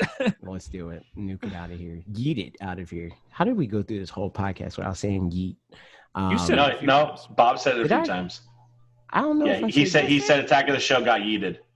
Oh, God. I don't remember saying yeet. Maybe it's just that much in our freaking. I think so. Okay. Yeah. AJ, other games that have an anniversary coming up, like Zelda. What do you want to see from the people that make the game? You mean like in general or coming up this year? Sonic's coming up. Oh my God! Yeah. Yeah, I made that whole video. Boost about Street. That. That's why he's asking. Speed by. Oh, that's fine. I want those mini Specifically- Game Gears. For that video, I was basically like, I want them to make a Sonic, like a 3D Sonic game with the same rationale that they made the 2D games, where it's like they started Sonic and it was just Sonic. Like they focused on getting Sonic right, and then they added Tails, and then they added Knuckles. Yeah. But with the 3D games, they immediately were like, Tails, Knuckles, Everyone. Sonic, like no, get Sonic right in get Sonic right in 3D. Just focus on that, They and put the then robot, add Tails, dude. and then add Knuckles, and then add, then do all that crap. Yeah. That's what I want. But as far as like another anniversary, I don't know, man. That's coming up. The freaking Splatoon's 5th anniversary is this year. Give me Splatoon 3. Ooh, hot takes. So yeah, there it is. You guys have any in mind other than Sonic? I'd like to see a little more on some Zelda stuff, but I don't care. I like with those games, let them take their time. That's really my thing. I really don't want any of that stuff to be rushed, so I'm fine with whatever. I agree. To everyone. Okay. What anniversaries are coming out? Sonic. Yeah, but Sonic. Just did that. Mario. These are the only games that I care about. Yeah. Nintendo's 15th anniversary year. Oh. I made a video about all the anniversaries a while ago. That or this year specifically. When did Twin Snakes come out? Who knows, dude? Let's Google. 2004. 16-year anniversary, baby. Let's do it. Yeah. I would love a port of Twin Snakes in any All right. capacity. 2024. Just as anniversary. is. There you Just go. give it to me. Give it to him in 2024. All right. Next question. Duncan says, oh boy, this podcast is going to be a disaster. Can't wait. Since video games have been canceled altogether, what weird niche are you going to transition your respective channels into? Oh, wait. I forgot the last part of the question that John Francis asked. He said, do you have any regrets as to becoming a content creator? No. The only regret that I have is not making the channel like just me, because that would make my life easier in the long run. But like, it worked out good with Parker eventually. No, I don't have it. No, I don't have I any can't regrets. say anything on my new stuff, but for my old stuff, I have a lot of regrets that I'm not going to get into. I just everything that I've done wrong, I ended up learning from and benefiting from. So Yeah, that's true. Yeah. I don't Same. want to say it's a regret. Like working Yeah. for Shoddycast, like that helped me quit my job and then work for YouTube. So Right. if I didn't work for them, I wouldn't have had focused on my own channel as much as I did. So Right. For my answer, it's more so a thing of like assuming that if it's like go back in time and change one thing, I still have the knowledge that I got from that thing happening, and that's why I want to change it. Not so much of a thing of like this burned me and I hate everything and blah blah. Just a way to fast track. So I'm in the same boat. I agree like with that. we should have had the channel be split into two channels. Right. But I feel like I'd rather have been set back because we kind of motivate each other. Like, I don't know if Yeah. I would have been able to release a video a week without thinking like, oh, if I don't do this, then Will is going to do his video. You know what I mean? I think the way that, like, the thing that changed that for me, because initially that's what it was. Like, that's why, I mean, that's what made me driven in the very beginning. But then I met you and then Dan, and so like that changed, and I had people that are outside of my channel that kept me driven to like keep making content. That's what I mean. Like, I don't regret that. Like, we shouldn't have done it that way, but I don't regret that. It should have been separate. Yeah. Yeah, I agree. I feel the same way. So my whole Duncan. Oh, well, go ahead. The one thing that I will say is like, this isn't a regret, but it's more of like a thought of it is I wish I did what I wish I knew what I know now 5 years ago. That's like always what I kind of say, but like, because I feel like if I would have like taken that when I first wanted to do YouTube, where like 2013 or whatever, and it would have been, I feel like it would have been different. But I don't gripe on that stuff because it's like I'm here now. I don't care. Yeah, you can't really do anything about it. Yeah, exactly. But I already read Duncan's question. Should I read, or did I? Read it again. Yeah. Okay. He said, "Oh boy." Oh no, you didn't. He said, "Oh boy, this podcast is going to be a disaster. Can't wait. Since video games have been canceled altogether, what weird niche?" Yeah, I did read this. Are you going to transition your respective channels into? Coffee. Music. Weird music. I have some weird stuff. Weird music. I have weird stuff. I mean, I would probably just do like a lifestyle channel, but weird stuff. If I had to pick a niche, if like actually no, technology. I would do like freaking computers and cell phones and dumb stuff. Yeah, I think that's probably what I would do. Yeah. I would either do like tech or do like just like nerd culture that's related to like IGN without the video games that like like the Marvel movies and all that crap together. But luckily there's always retro. We can just talk about the older games. True. So there's that. Kushal, how you say your name? Let me know. What year was the Missouri Compromise? Oh, God, I combined two things. Wait, somebody look it up, and I'm gonna guess. I got you. 1842. Nope. 1797. Nope. The Missouri Compromise was in 1820. All right. And then it was 22 years different. In 1854. So great. Rip dude. Glad we did that. I bet Will would know. He probably would have been like 1820 or whatever it was. Yeah, everybody knows it. All right. And finally, save Bob's favorite for last. There's a second question. Oh, yeah. I forgot about that. When do you think the Mario movie will come out? Never. And do you think it will be good? No. 2020. Wait, when's Mario? The Sonic movie's coming out. The sequel they just announced 2020. Yeah, baby. So I think that's Is also going to 2021? come out. That's I think gonna it's be also going to good. 2020. Is that? Oh, okay. I think Mario is also coming out 2022. If they make this mustached man talk, it will be a terrible movie. That's all. I don't think it's gonna come out, and if it does, I think it's going to be bad. I think 100% the Mario movie's coming out, and I think it's going to be Wall-E. I think that like he'll talk, but like conservatively. Fair. I'll take it. But do they give it to Charles Martinet? That's the real question. They I feel like they have to. If they don't, that's what I'm saying. If they pull some dumb stuff, then it's gonna be like, if they freaking give it to Chris Hemsworth, like we're gonna have problems. You know what I feel like they'll do? Riot because they're not giving it to a real Italian man. I feel like they're gonna do the thing that they did in the DuckTales series, where Donald Duck. Something got trapped in his voice and in his throat, and he was able to talk. And they had Don Cheadle do his voice. Oh my god! The most random thing to have. Like I feel like they're gonna do that. Anyway. Like that would be like the plot of the movie. Yeah. No, there needs to be a. He can talk. Mario learns talking. They're gonna do the dumb thing where they have a B character, and the B character is gonna be like a humanoid or somebody who can speak. Like Mario is gonna like be they can only like communicate to each other, like he's always whispering in their ear and all that. Or he winks. He just keeps winking. Yeah, man. But yeah, Bob's favorite comment for last, Grimhane. He says, How does Bob feel about being grand champion of Paper Mario Origami King, at least amongst the extended Wulff Den universe? What does that even mean? I think he's just trying to praise me in any way possible because he knows he always craps all over me. Where's Dan and why isn't he on the podcast? Did he feel the need to practice at Paper Mario to try and decrown Bob? I thought he would have put dethrone. That's why I was confused there. I don't know what you're talking about. I'm farther in Paper Mario. He's trying to just make up some stuff to blow smoke up my ass. And E is farther than me.